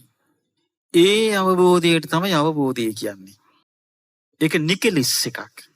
ඒක දෘෂ්ටියක් නෙමෙයි. ඒක වාදයක් නෙමෙයි. ඒක මතවාදයක් නෙමෙයි. ඒක රණ්ඩු වැල්ලිලක් නෙමෙයි. අවිද්‍යාවෙන් හටගන්නා වූ සංස්කාරයන්ගේ නිරෝධයෙන් විඥානය නිරුද්ධ වෙලා යනවා. ඒ විඥානිකේ භව පැවැත්මට සකස් වූ විඥානේ නිරුද්ධ වෙලා යනවා. ඒ විඥානයගේ නිරෝධයෙන් ඔව් වේදනා සංඥා චේතනා පස්ස මානසිකාර කියන නාමත් පඨවි ආපෝ තේජෝ වායු කියන සතර මහා ධාතුන් හටගත් රූපත් මේ ඔක්කොම අවිද්‍යාව සහගතව සකස් වෙච්ච නාම රූප නිරුද්ධ වෙලා යනවා. නාම රූප නිරෝධයෙන් ආයතන හය නිරුද්ධ වෙලා යනවා. ආයතන හය නිරෝධයෙන් ස්පර්ශය ඒ කියන්නේ අර එකතු වෙලා ආයේ පටිච්චසමුපාද හැදෙන ස්වභාවය නිරුද්ධ වෙලා යනවා. ස්පර්ශය නිරුද්ධ වීමෙන් විඳීම නිරුද්ධ වෙලා යනවා. විඳීම නිරුද්ධ වීමෙන් තණ්හාව, කාම තණ්හා, භව තණ්හා, විභව තණ්හා කියන ත්‍රිවිධ තණ්හාවම නිරුද්ධ වෙලා යනවා. ඒ තණ්හාව නිරුද්ධ වීමෙන් ඔව් කාම උපාදාන, ditthi උපාදාන, සීලබ්බත උපාදාන, ආත්වාද උපාදාන කියන මේ පුද්ගලයන් අහුවෙන කරුණු හතරෙන් මෙයා නිදහස් වෙනවා. ඊට පස්සේ චේතනාවක් උපන්නාට කර්ම රැස් වෙන්නේ නැහැ. මොකද පටිසම්පාදයෙන් රාතන් වහන්සේ හිතනවනේ. රාතන් වහන්සේ සක්මන් කරනවා, දානි වළඳනවා, ගමන් කරනවා. දානි දුන්නොත් මිනිස්සු පින් රැස් වෙනවා. දැන් බුදුරජාන් වහන්සේගේ ධාතුන් වහන්සේලා සීකල් ලැබන්දත් පින් රැස් වෙනවනේ. එතකොට බුදුරජාන් වහන්සේ සම්බුද්ධත්වයට පත් වෙච්ච බෝධින් වහන්සේ සේවන සෙල්ලපු ඒ වෘක්ෂේ වැන්දත් පින් රැස් වෙනවනේ. ඉතින් ඒ නිසා එතකොට උපාදාන නිරුද්ධ වීම නිසා භවය නිරුද්ධ විපාක පිණිස කර්ම සකස් වෙන ස්වභාවය නිරුද්ධ වෙලා යනවා. භවය නිරුද්ධ වීමෙන් විපාක පිණිස කර්ම සකස් වෙන ස්වභාවය නිරුද්ධ විලා නම් විඥානීය පෝෂණය වන්නේ නැත. වැඩෙන්න විඥානය සකස් වන්නේ නැත. මොකද වෙන්නේ? උපතක් කරා යන්න දෙයක් නැත. ජාති නිරෝධං. ඉපදීම නිරුද්ධ වෙලා යනවා. ඉපදීම නිරුද්ධ වීමෙන් නාකි වෙන්නේ නැහැ. මැරෙන්නේ නැහැ. කායික දුක් නැහැ. මානසික දුක් නැහැ. සුසුම් වෙලීම් නැහැ. අනේ අපොයි කියන වැළපීම් නැහැ. මොකුත් නැහැ. මේ ආකාරයෙන් සියලු දුක් නිමාවටපත් වෙනවා. එතකොට ඒක සිද්ධ වෙන ක්‍රමේ හඳුනාගෙන ඒක තේරුම් ගැනීම, ඒක අවබෝධ කිරීම ආර්ය න්‍යාය ඔස්සේ තමයි කළ යුත්තේ. ආනන්දී යම් කලක මේ භික්ෂුව මේ ප්‍රතීති සමුප්පාදය හේතු ප්‍රත්‍යයන්ගේ හටගන්න ආකාරයත් නිරුද්ධ වන ආකාරයත් දනීද දකීද ඒට කියනවා පටිච්ච සමුප්පාද කුසල. ඊළඟට තියෙනවා ඥානයක්. බුදුරජාණන් වහන්සේගේ ඥානයක් තියෙනවා ඨානාඨාන ඥානයි කියලා. එතකොට ඒ ගැන දන්නා කෙනා, දක්ෂ විදිහට ඒක තේරුම් ගන්නා කෙනා කවුද? ඨානාඨාන කුසල බුදුරජාණන් වහන්සේ වදාලා ආනන්දය. එතකොට ඒ ඨාන කියන්නේ විය හැකි. අට්ඨාන කියන්නේ නොවිය හැකි. අට්ඨාන මේතං අනවකාසෝ විය නොහැකි එකක්. අනවකාසෝ අවකාශයක් නෑ. යම් දිට්ඨි සම්පන්න පුද්ගලෝ, යම් කිසි දිට්ඨි සම්පන්න පුද්ගලෙක් චතුරාර්ය සත්‍ය දර්ශනයට පැමිණිච්ච, චතුරාර්ය සත්‍ය අවබෝධයට පැමිණිච්ච පුද්ගලෙක් කංචි සංඛාරං නිච්ඡතු උපගච්ඡේ හේතු ප්‍රත්‍යයෙන් හටගත් යම් කිසි දෙයක් නිත්‍ය වශයෙන් ගනීද නේතං ඨානං විජ්ජති. ඒක නිත්‍ය වශයෙන් ගන්නේ යන කරුණ වෙන්න බැරි දෙයක් කියනවා. ඒක වෙන්න බැරි දෙයක් කියලා එයා දැනගන්නවා කියන පජානාති. ඨානං කෝයේ තං විජ්ජති. මෙන්න මෙහෙම වෙන්න පුළුවන් කියනවා. යම් පුතුජ්ජනේ මේ ලෝකේ යම් කිසි සංස්කාරයක් නොවෙනස්ව තියනවාද, වෙනස් නොවි නිට්ටයව තියනවාද, සදාකාලිකව තියනවා කියන දෘෂ්ටියට පැමිණෙන්නේ කියන කරුණ වෙන්න පුළුවන් කියනවා. ඒතකොට යම් කිසි හේතු ප්‍රත්‍යයෙන් හටගත්තු දෙයක් සදාකාලිකව වෙනස් නොවි තියනවා කියන දෘෂ්ටියට එන්නේ කවුද? පුතත්ජනයා. ඒක වෙන්න පුළුවන් කියන පුතත්ජනයෙකුට නම්. ඒක දෘෂ්ටි සම්පන්න කෙනෙකුට වෙන්න බෑ කියනවා. ඒ ගැන යාන දැනුමක් තියෙනවා කියන ඨානාඨාන කුසල. ඊළඟට යම් දෘෂ්ටි සම්පන්න පුද්ගලයෙක් මේ ලෝකේ යම් කිසි සංස්කාරයක් සැපයි කියලා, ඒක ස්ථිර වූ සැපයකින් යුක්තයි කියලා හේතු ප්‍රත්‍යයෙන් හටගත්තු දෙයක් ගන්නේ යන කරුණ වෙන්න බෑ කියනවා. නමුත් වෙන්න පුළුවන් කියනවා හේතු ප්‍රත්‍යයෙන් හටගත්තු දෙයක් සැපයි කියලා. ස්ථිර සැපයකින් යුක්තයි කියලා රැවටිලා ගන්නවා කියනවා කවුද? පුතත්ජනයා නම් ඒක කරයි කියනවා. ඊළඟට යම් දෘෂ්ටි සම්පන්න පුද්ගලෙක් යම් කිසි දෙයක් ආත්ම වශයෙන් ගන්නේය. ඒ කියන්නේ ඔව් තමාගේ වසඟේ පවත්වන්න පුළුවන්ය මේක ස්ථිර වූ එකක්ය. ඒකට මමයේ මාගේ ආත්මය කියලා බලපෑවත්මක් කරන්න පුළුවන් කියලා දෘෂ්ටියක් ගන්නය කියන කාරණේ නම් වෙන්න බෑ කියනවා. නමුත් ඒක වෙන්න පුළුවන් කියන පුතත්ජන කෙනාට. යම් කිසි දෙයක් ආත්ම වශයෙන් ගන්න පුළුවන් කියන පුතත්ජනෙක් කෙනාට. ඇයි මේ අර මූලපරිය සූත්‍රයේ තියෙන නිබ්බානතෝ සංජානාති. නිවන කියන එකක් ගන්නවා පුතත්ජන පුද්ගලයා ආත්මයක් හැටියට. ඒ මොකද හේතුව? ඒ පුද්ගලයා ඒක ගැන දන්නේ නැහැ. ඊළඟට තියෙනවා අට්ඨානමේතං අනවකාසෝ. අවකාශ රහිතයි වෙන්න බැරි දෙයක්. දිට්ඨි සම්පන්න පුද්ගලයා මාතරං ජීවිතා වෝරෝපෙය්‍ය. මවගේ ජීවිතය තොර කරන්නේය. වෙන්න බෑ කියනවා. ඇයි මවගේ ජීවිතය තොර කරන්නේ කියන එක වෙන්න බැරි? දිට්ඨි සම්පන්න පුද්ගලයා සත්පුරුෂයෙක් නේ. එයා සත්පුරුෂයෙක්. එයා හැමතිස්සෙම කෘතගුණ සලකන කෙනෙක්. හොඳ නරක ගැන අවබෝධයක් තියෙන කෙනෙක්. එයා මව්ව ගුණ වශයෙන් හඳුනා ගන්නා කෙනෙක්. එයා ගැතින් වෙන්න බෑ කියනවා ඒක. පුතත්ජන කෙනෙකු කතින් නම් අන්න වෙන්න පුළුවන් කියනවා. මව් ඝාතනය වීම. පුතත්ජනයාට වෙන්න පුළුවන් කියනවා. දැන් බලන්න බුදුරජාණන් වහන්සේ සම්බුද්ධත්වයට පත් වෙලා පළවෙනි අවුරුද්ද ඉවරෙනකටම කොහෙද වැඩි කෙලීම? ඔව්. කපිලවස්තු නුවරට ගියා පියා බලන්න, ප්‍රජාපති ගෞතමිය බලන්න. ගිහිල්ලා ධර්මයේදී බේරගත්ත මෑණියෝ හිටපු තවතිසාවට ගිහිල්ලා ධර්ම මේ මොනවද සත්පුරුෂ ගුණ. සාරිපුත්ත මහ රහතන් වහන්සේ පිරුණන් පාන්න හැම එකක්ම මේ කරගෙන ගමටම වැඩියන්නේ. මව් හොයාගෙන කියලා අන්තිමට මව් මාර්ගඵල අවබෝධ කළ සසරින් නිදහස් කළ තමයි පිරුණම් පෑවේ. සත්පුරුෂ ගුණ මේ. මහණෙනි දෘෂ්ටි සම්පන්න පුද්ගලයා බලන්න එතකොට මේ දිට්ඨි සම්පන්න බව ජීවිතේට කොච්චර රැකවරණයක්ද නේ. සංස්කාර නිත්‍ය වශයෙන් ගන්න නැත්තම්, සැප වශයෙන් ගන්න නැත්තම්, අනාත්ම වශයෙන් ගන්න නැත්තම් ඒ හැමතිස්සෙම යථාර්ථයේ ඉදිරියේ ඉන්න කෙනෙක් නේ. යථාභූත ඥානයක් ඇතුව ඉන්න කෙනෙක් නේ. යෝනිසෝ මනසිකාරය තියෙන කෙනෙක් නේ. එයාගේ ඇති මව් මැරෙන්නේ නැත්තම්, පියා මැරෙන්නේ නැත්තම් කොච්චර මේ වාසනාවන්ත පුද්ගලෙක්ද? ඒක වෙන්න බෑ කියනවා පියා ඝාතන වෙයි කියලා. යම් පුතත්ජනෙන් නම් පුළුවන් කියන පියා මරන්නේ. පුතත්ජනිය පුළුවන් කියන්නේ. දෘෂ්ටි වර්ධුණත් ඒත් පුළුවන් කරන්න. කල්පනා කළොත් මෙතන මවෙක් නැත පියාක් නැත ධාතු ගොඩක්. ධාතු ගොඩකින් ධාතු ගොඩක් කිස්පා මේ කාගෙන යෑම විතරයි කඩුවකින් කැපුවොත් වෙන්නේ. එහෙම කියප හිටියේ නැද්ද ඒ කාලේ බුද්ධ කාලේ?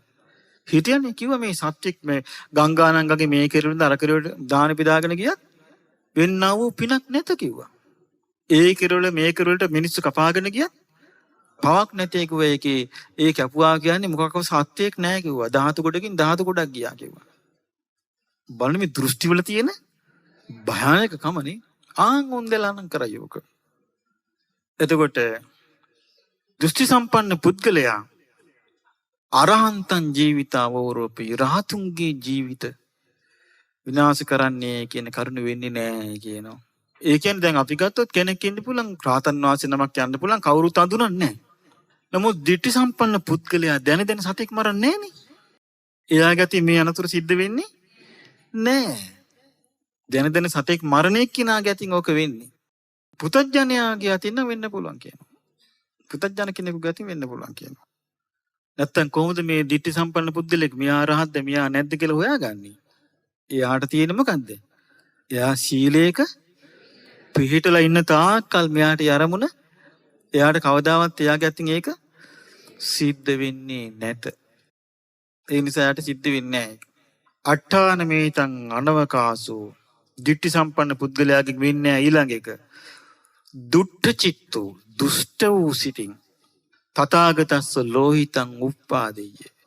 තථාගතයන් වහන්සේගේ ශරීරයෙන් ලේසොලවන්නේ කියන කරුණ සිද්ධ වෙන්නේ නැහැ කියනවා. දුෂ්ට සිතින්. දැන් ජීවකත් බෙහෙත් කළානේ. අර දේවදත්ත උඩ ඉඳලා ගල පෙරළු වෙලාවේ බුදුරජාණන් වහන්සේව පල්ලැක්කයක දමාගෙන වඩම්මාගෙන ගියා පහලට. මද්ද කුච්චි මෙගදා කියන තැනට. ඉතින් ජීවක තමයි දුවගෙන ඇවිල්ලා බෙහෙත් කළ. එතකොට ඉතින් අයින් කරන්න වෙනවා බගල් පතුරු තිබුණත් අයින් කරන්න වෙනවානේ. දුෂ්ට සිතක් තියනවද? දුෂ්ට සිතින් තථාගතයන් වහන්සේගේ ශරීරයේ ලේ සොලවන්නේ කියන එක වෙන්න බෑ කියනවා. ඇයි වෙන්න බැරි?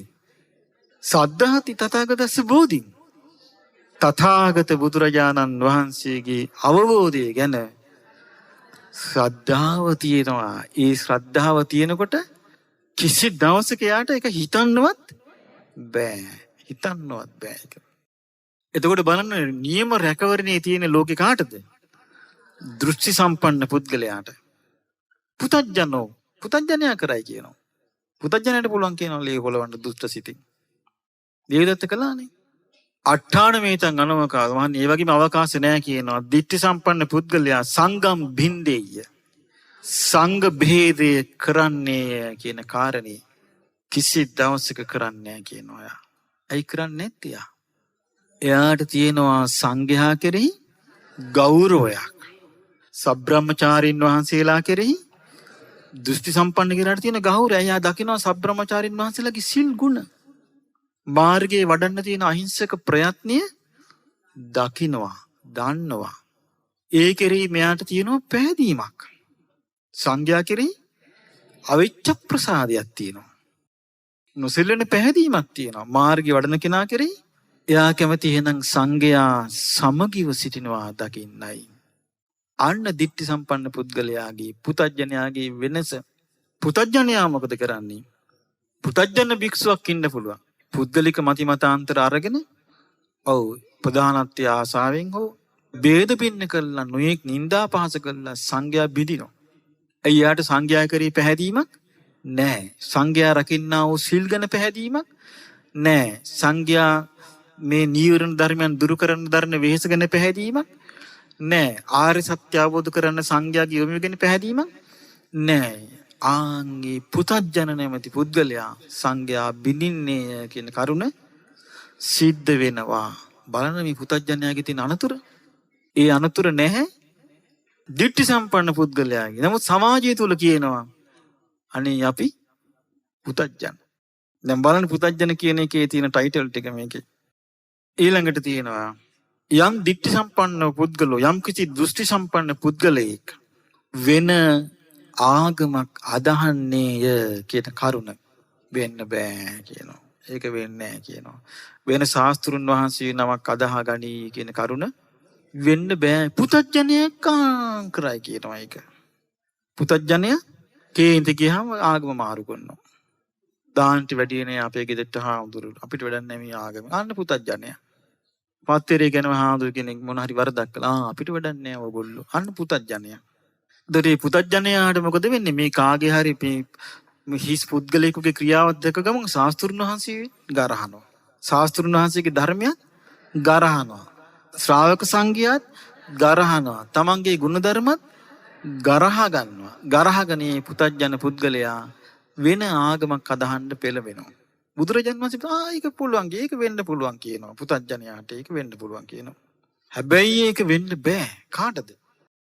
දෘෂ්ටි සම්පන්න ආරි සත්‍ය දර්ශනය තීරුම් ගත්තු අවබෝධ කරගත්තු පුද්ගලයාට නම් ඒක වෙන්න බෑ කියනවා. එතකොට බලන්න මිනිස්සුගේ රැකවරණේ තියෙන්නේ කොතනද? ආරි සත්‍ය දර්ශනයේ අවබෝධය මතයි. එතකොට මිනිස්සුෙකුට අපි ආදරේ නම් අනුකම්පා නම් සෙනෙහි තියෙනවා නම් අපි කරන්න ඕනේ කොහොමද? බුදුරජාණන් වහන්සේ දුකයි කියලා දේශනා කරපු ආරි සත්‍ය මෙයයි කියලා පහදා දෙන්න ඕනේ. දුක හට ගැනීම කියලා දේශනා කළ ආර්ය සත්‍ය මෙයයි පහදා දෙන්න ඕනේ. දුක්ඛ නිරෝධය කියලා දේශනා කරපු ආර්ය සත්‍ය මෙයයි. දුක්ඛ නිරෝධ ගාමිනී පටිපදා කියලා දේශනා කරපු ආර්ය සත්‍ය මෙයයි. පටිච්ච සමුප්පාදය මෙයයි. පටිච්චසමුප්පාදේ නිරුද්ධ වීම කියන්නේ මෙයයි. පහදා දෙන්න එයා පහදිනවා. එයාට තේරෙන්න පටන් ගත්තාම බුදුරජාණන් වහන්සේ කෙරෙහි පහදිනවා. බුදුරජාණන් වහන්සේ වදාළ ධර්මයේ කෙරෙහි පහදිනවා. බුදුරජාණන් වහන්සේගේ ශ්‍රාවක සංඝයා කෙරෙහි ඒ පැහැදීම තමා තුලින් ඇති වෙන එකක්. ඒ පැහැදීම හිමිකාරුවා කවුද? තමාම අසවලා පැහැදිලා සිටිනවා. ඒ නිසා මා පැහැදී සිටිමි. හරිද? වැරදි. ඇයි අසවලා කලකිරුණ ගම මමද කලකිරීම? හරිද එතකොට? වැරදි. දර පැහැදීම කියන එක තියෙනවනේ කොහොමද? ස්වාධීන අවබෝධයක් හැටියට. ස්වාධීන එකක් හැටියට. තමන්ගේ එකක් හැටියට. ඊළඟට බුදුරජාණන් වහන්සේ දේශනා කරනවා අට්ඨානමේතං අනවකාසෝ මහණෙනි වෙන්න බැරිද තවත් දෙයක් තියෙනවා. යං ඒකිස්සා ලෝක ධාතුයා එක ලෝක ධාතුවක මේ හිරු සඳු එළිය කරන මේ මන්දා කිරියක මේ සහස්සී ලෝක ධාතුවේ දේ අරහන්තෝ සම්මා සම්බුද්ධා අපුබ්බං අචරිමං උප්පජ්ජයෝ නේතං ඨානං විජ්ජතිති පජානාති. ඔව් පෙරපසු නොවි එකම කාලයක අරහං සම්මා සම්බුදු රජාණන් වහන්සේලා දෙනමක් පහළ වන්නේය කියන කරුණ සිදුවන්නේ නැත. මේක ලෝක ස්වභාවයක්. එතකොට අපි කොච්චර දැන් අපි ගත්ත තනේ බුදුරජාණන් වහන්සේලා දැන් බෝසතාණන් වහන්සේ වැඩ ඉන්න තුසිතේ. මේ දෙවිවරුනි ආරාධනා කරන්නේ. අපි මානෙට කිව්වොත් නෑ අපි ආරාධනා කරන්න ඕනේ. වඩිනු මැනවි තුසිත දෙවිඳුනේ කියලා වඩීද? නෑ. ඒකට මේ ලෝකේ ස්වාභාවික විදිහට සකස් වෙනවා. බුදු කෙනෙක් පහළ වෙන ධර්මතාවයට සකස් වෙනවා. ඒක අපිට හිතාමතා සකස් කරන්න බෑ. ඒක ලෝක ස්වභාවයක්. එතකොට ඒ සකස් වීම නැවත සකස් වෙන්නේ මිනිසුන්ගේ ආයුෂ අවුරුදු 80000 ගිය කලට දෙවිවරු ගිහින් ආරාධනා කරයි කාලෝ යන්තේ මහාවීර මහාවීරයන්නි මේ ඔබට කාලයයි උපජ්ජ මාත කුච්චියන් මෞ කුසේ උපදින සේක්වා සදේවකං තාරයන්තෝ දෙවියන් සහිත ලෝකයාව ඊතර කරවීමට බුද්ධස්සු අමතම් පදං අමෘත පදේ වෙන නිර්වාණය අවබෝධ කරත්වා. ඒක වෙලාවට ඒක ආරාධනා ඒකට හැදෙන්නේ මිනිසුන්ගේ ආයුෂ අවුරුදු 80000 ගිය කලයි. ඉතික් නැත. මේ ගෞතම බුදුරජාණන් වහන්සේගේ ශාසනයේ අපි ශ්‍රද්ධාවෙන් යුක්තව කරගන්න දෙයක් විතරයි. නැත්තම් මොකෝවත් නැත. සතර අපායට වැටි වැටි යන්න තියෙන්නේ. ඒ නිසා ආන්ගේ ගැන එයා දන්නවා කියනවා. දිට්ඨි සම්පන්න ශ්‍රාවකයා. ඇයි දන්න ගන්න හේතුව? එයා දන්නේ කොහොමද? තථාගතයන් වහන්සේ කියා දීලා තියෙනවා. ශාස්ත්‍රුන් වහන්සේගේ අවබෝධය. ඒ ශාස්ත්‍රුන් වහන්සේ අවබෝධයෙන් කියා දීලා තියෙනවා. මහණෙනි මෙහෙම එකම ලෝක ධාතුක එහෙම දෙන්නෙක් පහළවන්නේ එසේය කියලා ඒ ආකාරයෙන් මෙයා පිළි අරගෙන දරාගෙන නෝනින් මෙනෙහි කරද්දී එයාට තේරෙනවා ඒ නම් සැබෑමක්මය. ඊළඟට බුදුරජාණන් වහන්සේ දේශනා කරනවා ඒ වගේම තමයි චක්‍රවර්ති රජ කෙනෙක් එකම ලෝක ධාතුවක එකවර පහළවන්නේ නැත.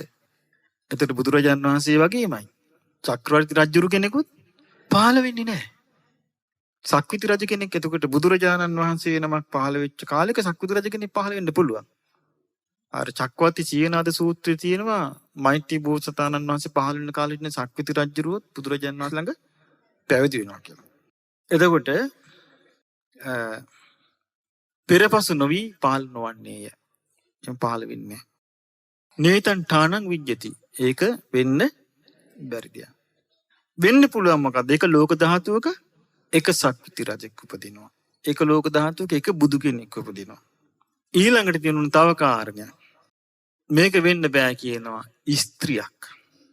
අරහං සම්මා සම්බුදු කෙනෙක් වෙනවා කියන කරුණ වෙන්නේ නැහැ කියනවා. මට මතකයි මම ඔය එකක දවසක් මොක මගෙන් ඇහුවා ගෑන් ළමයෙක් පොඩි ළමයි ඉස්කෝලේ ළමයි. වෙන්නම බැරිද කියලා ඇහුවා. කොහෙන පුළුවන් බලන්න. ඇයි ඒකට හේතුව එහෙම වෙන්න හේතුව මොකද? දැන් මේවා දැක්කාට පස්සේ මේ ලෝක ස්වභාවයක් මේ කියන්නේ දැන් බුදු කෙනෙක් නිර්මාණය කළා පහල කරන්නේ වෙන බුදු කෙනෙක් නෙමෙයිනේ. ඒක මේ පාරමී ධර්ම පුරාගෙන යනකොට සත්පුරුෂ උත්තමේ ඒ උත්තමයාගේ පාරමී ධර්ම සම්පූර්ණ වෙන ආකාරයේ මත නිර්මාණය වෙලා යනවා. ඒක හේතුන් නිසා හටගන්න ඵලයක්. ඒක ලෝක ස්වභාවයක්. එතකොට ඒක දන්නේ කවුද? බුදු කෙනෙක් විතරයි දන්නේ ඒ ධර්මතාවය. වෙන කෙනෙක් දන්නේ නැහැ.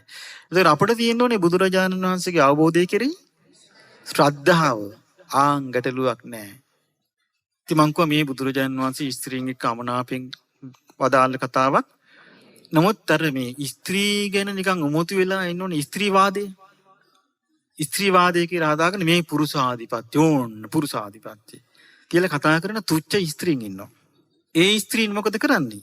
මේ වගේ ප්‍රකාශයක් අල්ලගෙන තථාගතයන් වහන්සේට ගරහලා කතා කරනවා. අර පොඩි දරුවෝ ටිකත් ඒකට අව් වෙලා පව් රැස් කරගෙන මරණින් මත්තේ නිරී ස්ත්‍රීත් නොවන පුරුෂත් නොවන නිරේ ගිහිල්ලා උපදිනවා. ආන් ඉව කරගන්න තමයි ඒවා තියෙන්නේ. ස්ත්‍රීවාද. එතකොට යම් ස්ත්‍රියක් චක්‍රවර්ති රජ කෙනෙක් වෙනවා කියන කරුණත් විය හැකි දෙයක් නොවේ. බුදුරජාණන් වහන්සේ නමක් බවට පත්වීම අනිවාර්යයෙන්ම පුරුෂයෙක්. පුරුෂයෙක් තමයි සම්බුදු කෙනෙක් වෙන්නේ.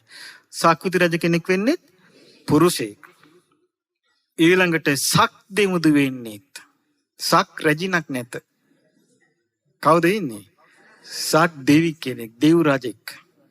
සක් දෙව් රජෙක් ඉන්නේ. සමහර දේශනාවල බලද්දී පේනවා සමහර කාන්තාවෝ මේ ලස්සනට ධර්ම මාර්ගේ පුරුදු කරගෙන සෝතාපට්ටි අංග දියුණු කරගෙන මාර්ග බ්‍රහ්මචර්ය දියුණු කරගෙන ප්‍රතිපත්ති පුරාගෙන අහිංසකව මේ මාර්ගය යනවා. නමුත් මේ අහිංසකව මේ අතුපතු ගාගෙන වත් පිළිවෙත් කරගෙන දම්පැන් පුදාගෙන වැඳගෙන නියතමානීව යන ගමනින් මරණින් මත උපදින දිව්‍ය කුමාරයෙක් වෙලා. අන්න. ඇයි ඒ ගුණ ධර්ම මත තමයි ආයේ තත්ත්වෙට පත් උනේ. ඒ නිසා මේ සක්දෙමුදු වන්නේ පුරුෂයෙක්මයි. ඊළඟට තියෙනවා අවකාශ රහිතයි තවත් එකක්. මාර තත්වය. මාරයා කියන තත්වය ස්ත්‍රියකට ලැබෙන්නේ නැත. ස්ත්‍රීන්ට ඒ ගැන නම් සතුටකි. නමුත් ස්ත්‍රිය මාර වැඩ කළොත් මාර පිරිසට යයි. ගරහගෙන නින්දා අපහාස කරගෙන ගියොත් ඒකේ ප්‍රතිඵල වශයෙන් මාර සේනාවේ උපදී. ස්ත්‍රී කරගත්තු දේවල් වලට යයි එහෙම. තම තමන් ඒක කරගන්නේ නේ. ඔව්. හැබැයි මහා එක්කිනා වෙන්න නම් බෑ යාට. එතකොට යම් පුරුෂයෙක් මාරයා වන්නේ කියන කරුණ සිද්ධ වෙනවා. ඒක මාර තනතුරක් ඒක. මාරත්තං ලස්සන වචනේ තියෙන මාරත්තං සක්කත්තං සක්‍ර තනතුරක් ඒක. ඒක ලෝකේ හැමදේම තියෙන තනතුරක්. ඒ චුතිනිකට වෙන කෙනෙක් කර්මානුරූප කම්ම විපාක අචින්තයයිනේ. ඒක විපාක දෙන ආකාරයක දන්නේ නැහැ කවුරුවත්. ඒක හිතන්න බෑ. ආත්ම දෘෂ්ටියෙන් බලලා දැන් මෙහෙම මට විපාක දෙන්නේ නැහැ කියලා. ඒක විපාක දේශනාව තියෙනවනේ චේතනා පහල කළා කර්මයක් කළාද ඒක විපාක නොදී අවසන් වෙන්නේ නැහැ කියලා. එතකොට ඒ මාරයා කියලා කියන්නේ ලෝකයේ අධිපති තනතුරක්. එයා තමයි සමස්ත ලෝකයේම අධිපතිභාවය දරන්නේ. ඒ සම්පූර්ණ වැස කරන නාසි දිවක මනසට වසඟ වෙලා ඉන්න ලෝක සත්වය ඒකේ පැවැත්ම ගෙනියන්නයි මේක තියෙන්නේ.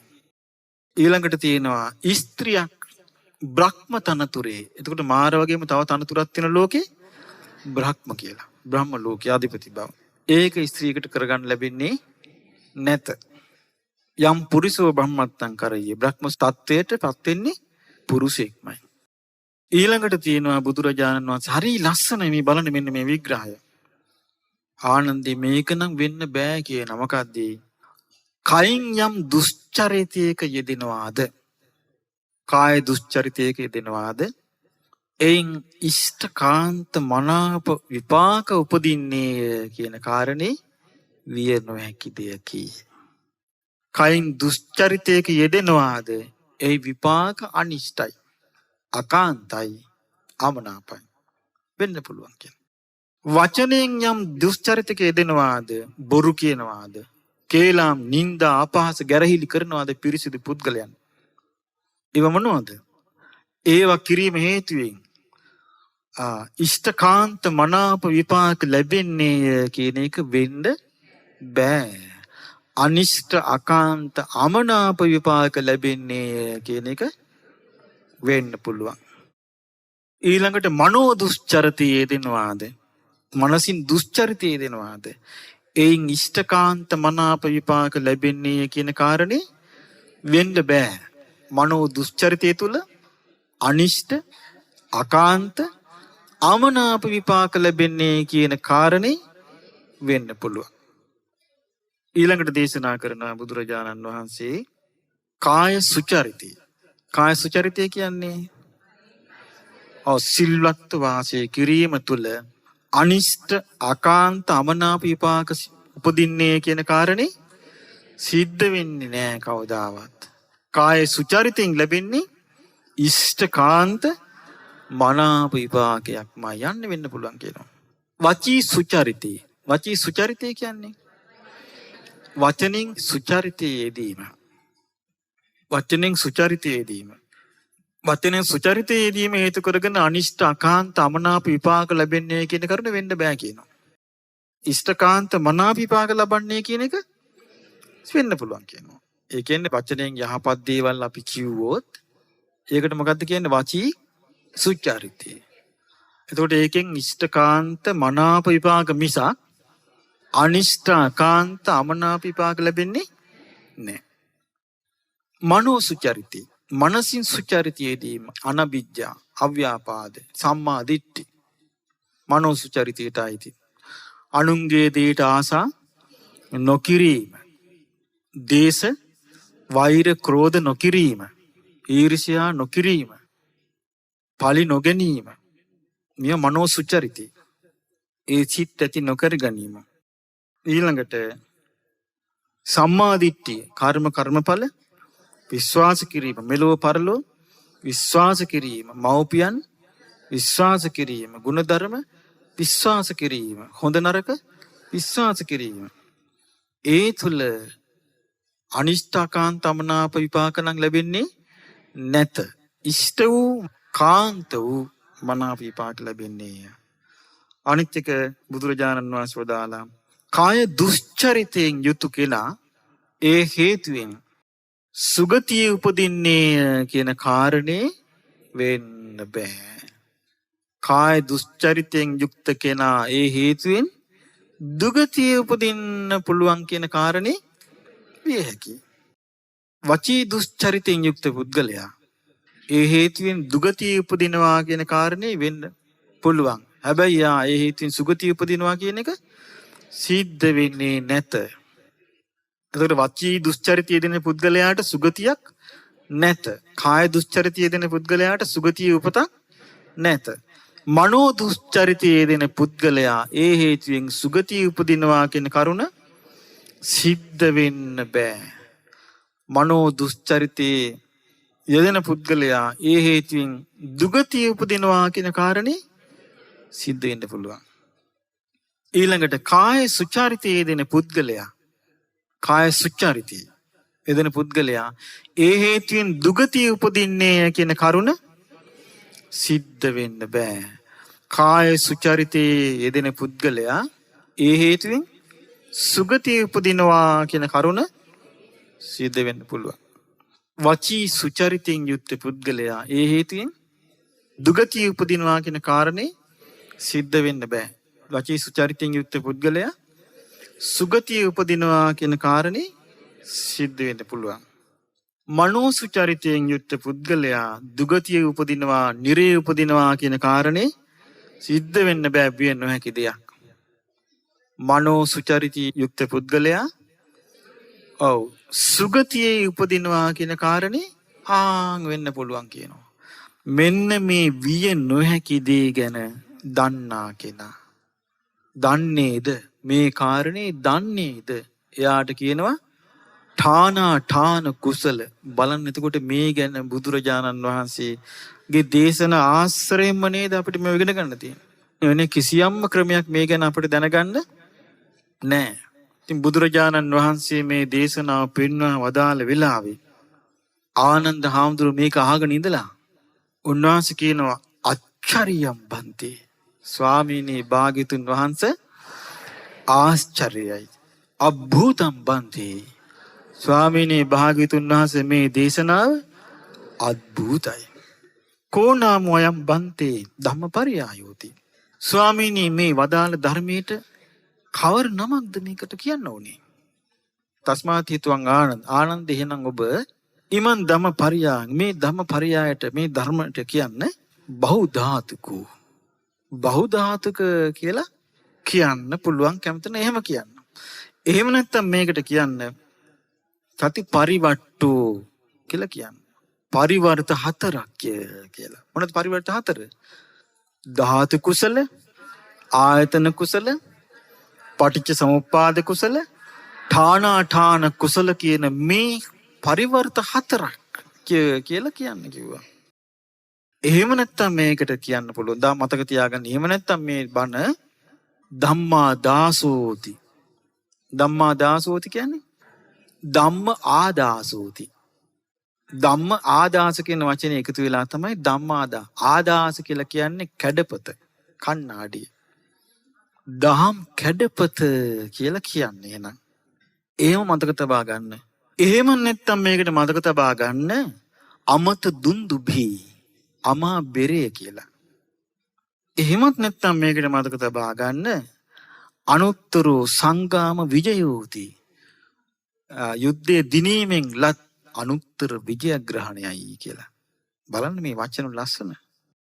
එතකොට බලන්න බුදුරජාණන් වහන්සේ දේශනා කරපු මේ දේශනාව දිහා බලද්දී අපිට තේරුම් ගන්න පුළුවන් බුදුරජාණන් වහන්සේ තුල තියෙන අවබෝධය, ඒ ප්‍රඥා සම්භාරය, ඒ අනාවරණ ප්‍රඥාව, උන්වහන්සේගේ ප්‍රඥා ඇස, උන්වහන්සේගේ ඥාන බලය මොන වගේ මහිමයකින් යුක්තයිද කියලා අපිට මේ බුද්ධ දේශනාවල් අහදී තමයි තේරුම් ගන්න පුළුවන්. බුදුරජාණන් වහන්සේ ඉදිරියේ අපි කවුද? බුදුරජාණන් වහන්සේ තමයි හිරු. බුදුරජාණන් වහන්සේ හිරු පායලා ලෝකෙ එළිය කළා. ඇස් තියෙන පුද්ගලයා ඒ හිරු එළියෙන් ලෝ දකිනවා. එතකොට අපේ මිනිස් ලෝකය, අපේ මනුෂ්‍ය ලෝකය එළිය කරන්නා වූ සූර්යයා තමයි හිරු මඩල. බුදුරජාණන් වහන්සේගේ ධර්මයෙන් නොතිබෙන්න අපි මොක්කුද? අපේ නම් හිතට හිතිච්ච දේ කියන, කාමයට යට වුණාට පස්සේ එකෙන් ගැලවෙන්න බැරි, ක්‍රෝධයට යට වුණාම එකෙන් ගැලවෙන්න බැරි, බයට යට වුණාම එකෙන් ගැලවෙන්න බැරි, මෝහයට යට වුණාම පස්සේ එකෙන් ගැලවෙන්න බැරි, මදමානයට යට වුණාම එකෙන් ගැලවෙන්න බැරි. එහෙනම් අපි මහා තුච්ච ලෝකයක කොටස්කාරයෝ නේ. ඒකෙන් බේරුනේ බුදුරජාණන් වහන්සේ නැමැති හිරු මඩල අපේ ලෝ එළිය කළ නිසා නොවේද? එහෙනම් බුදුරජාණන් වහන්සේ තමයි අපේ ලෝකයේ එළි කරන හිරු මඩල. ඒ හිරු මඩලේ ආලෝකයේ තමයි බුදුරජාණන් වහන්සේ නැමැති සූර්යයා ප්‍රඥා ලෝකයේ තමයි අපේ ජීවිතයට අපි ලබා ගන්නෙ. ආන්ගේ ප්‍රඥා ලෝකයේ ලබා ගැනීමේ කුසලතාවය අපිට තියෙන්න ඕනේ. එතකොට අපි එක එක්කෙනා අපේ ජීවිතේ ලස්සන කරගන්න. ඒ නිසා අපට තියෙන්නේ ගෞතම බුදුරජාණන් වහන්සේ තමයි අපේ ලෝකේ හිරු මඩල. උන්වහන්සේ තමයි අපේ ලෝකයට ආලෝකය ලබා දෙන්නේ. උන්වහන්සේ ජීවිතය ගැන මේ පෙන්වා දෙන දේවල් ලෝකේ වෙන කිසිම විද්‍යාවකට සොයාගන්න බෑ. ලෝකේ වෙන කිසිම දර්ශනයකට සොයාගන්න බෑ. ලෝක කිසිම විද්‍යාඥයෙකුට අහලකටවත් එන්නට බෑ. ලෝකේ කිසිවෙක් දන්නේද නැත. ඒ නිසා බුදුරජාණන් වහන්සේගේ සම්බුද්ධත්වයට සමාන කළ හැකි කෙනෙක් ලෝකේ නැත. උන්වහන්සේගේ අවබෝධයට සමාන අවබෝධයක් ඇති කෙනෙක් ලෝකේ නැත. උන්වහන්සේගේ ප්‍රඥාවට සමාන ප්‍රඥාවක් ඇති කෙනෙක් ලෝ නැත. ඒකයි හිරු මඩල කියන්නේ. එතකොට ඒ බුදුරජාණන් වහන්සේගේ ධර්මය ලෝකේ වෙන කිසිම විශේෂයෙන් ගන්න බැරි නම්, වෙන කිසිම ඥානයකින් ගන්න බැරි නම්, වෙන කිසිම බාහිර දෙයකින් ගන්න බැරි නම්, ඒ ගන්න තිබෙන්නේ බුදුරජාණන් වහන්සේගේ ධර්මය වාර්තා කරලා තියෙනවා. ලියලා තියෙනවා. ඒ බුද්ධ දේශනා, ඒ බුදුරජාණන් වහන්සේ වදාළ බුද්ධ දේශනාවල තමයි ඒ තියෙන්නේ. දැන් උනාද අපි ඉගෙන ගත්ත මජ්ක්‍ධිම නිකායේ තියෙන මධ්‍යම ප්‍රමාණයේ බුද්ධ දේශනා. ආන්ගේ කෙරේ ශ්‍රද්ධාවක් ඇති කර ගන්න කෙනා, දැන් කෙනෙකුට මේ ඨානාඨාන මේ විය නොහැකි දේ ගැන බුදුරජාණන් වහන්සේගේ අවබෝධය ගැන පැහැදුනා නම් නොමඟ ගිය කෙනා වහසුමකට යනවනේ. ඇයි දැන් තේරෙනවනේ කාය දුස්චරිතය යෙදෙන එක්කෙනාට ඉෂ්ඨකාන්ත මනාප විපාක ලැබෙන්නේ කියන කරුණ විය නොහැක. අනිෂ්ඨ අකාන්ත මනාප විපාක ලැබෙන්නේ කියන කරුණ විය හැක්කේය. යරප් වෙනවා. එයාට බය උපදිනවා. කොහොමද බය උපදින්නේ? බුදුරජාණන් වහන්සේගේ අවබෝධය කෙරෙහි පැහැදීම ඇති වෙච්ච ගමන් බය උපදිනවා. Tamanට වැරදුනා නේද? නිවැරදි වෙනවා. එතකොට මේ ඔක්කොම තියෙන්නේ බුදුරජාණන් වහන්සේ කෙරෙහි ඇතිවන්නා වූ පැහැදීම, ශ්‍රද්ධාව මතමයි. වෙන කිසිම දෙයක් මත නෙමෙයි. ඉතින් ඒ නිසා මේ ශ්‍රද්ධාව මත අපි විතර නෙමෙයි පින්වත්නි මේ බුද්ධ දේශනා කියලා කියන්නේ මේ ඵල රහිත නිකම්ම නිකං කියාගෙන ගියාපු වට්ටෝරුවක් නෙවෙයි. මේ දේශනාව ලහලා සීවස් ගණනාවක් ලෝක සත්‍යය සසරින් එතෙර වුණා. පුතජන භාවයෙන් මිදුණා. දෘෂ්ටි සම්පන්න වුණා. ශ්‍රුතවත් ආර්ය ශ්‍රාවකයෝ වුණා. සතර අපායන් ආත්මේ දුණා. මේ දේශනාව නිකම්ම නිකං වට්ටෝරුවක් නෙවෙයි. ඒ නිසායි බුදුරජාණන් වහන්සේගේ අවබෝධය මේ දේශනාව තුල තියෙන්නේ. හිස් පුද්ගලයන් ඉන්න පුළුවන් නෑ ඕක නෙමෙයි වැදගත් වෙන්නේ. තමන් විසින් තමම භාවනා කරලා තමන් විසින් උපදවා ගන්න. ඒක ගේන්න. ඒ මොකද්ද? හිස් ලෝකේ. ඒ ලෝකෙට පායලා නෑ. හිරු නැති ලෝකයක්. ඒ ලෝකෙට තියෙන්නේ තමන් විසින් දල්වා ගන්න ස්වල්පයක් පමණි. ඒක නිවි යන තැන තමාවත් දන්නේ නැත. ඒ නිසා බුදුරජාණන් වහන්සේගේ ධර්මයේ මේ වටිනාකම තියෙන්නේ. අපේ ශාස්ත්‍රුන් වහන්සේගේ ප්‍රඥාවේ වටිනාකම තියෙන්නේ. ඒ කියන්නේ අපේ පැහැදීම තියෙන්න ඕනේ මේ එක එක්කෙනා කියන කයි කතන්දර වලට අනුව දෝලණය වෙන පරඬලක් වෙන්න නෙමෙයි. අපේ පැහැදීම තියෙන්නේ කොහොමද? තමා විසින්ම තමා තුළ පිහිටුවාගත්තු ශ්‍රද්ධාව. ඒ නිසා මේ පින්වත් සියලු දෙනාට මේ ගෞතම බුද්ධ ශාසනයේම ගෞතම බුදුරජාණන් වහන්සේගේ ධර්මයේ පිළිසරණින් මේ ගෞතම බුදුරජාණන් වහන්සේ වදාළ ධර්මයේ පිළිසරණින් මේ ගෞතම බුද්ධ ශාසනයේම උතුම් චතුරාර්ය සත්‍ය ධර්මය අවබෝධ කරගන්නට වාසනාව උදා වේවා. සාදු සාදු සාදු. අමාදම් විල අතිපූජනීය කිරිබත්ගොඩ ඥානානන්ද ස්වාමීන්ද්‍රයන් වහන්සේගේ ධර්ම දේශනාව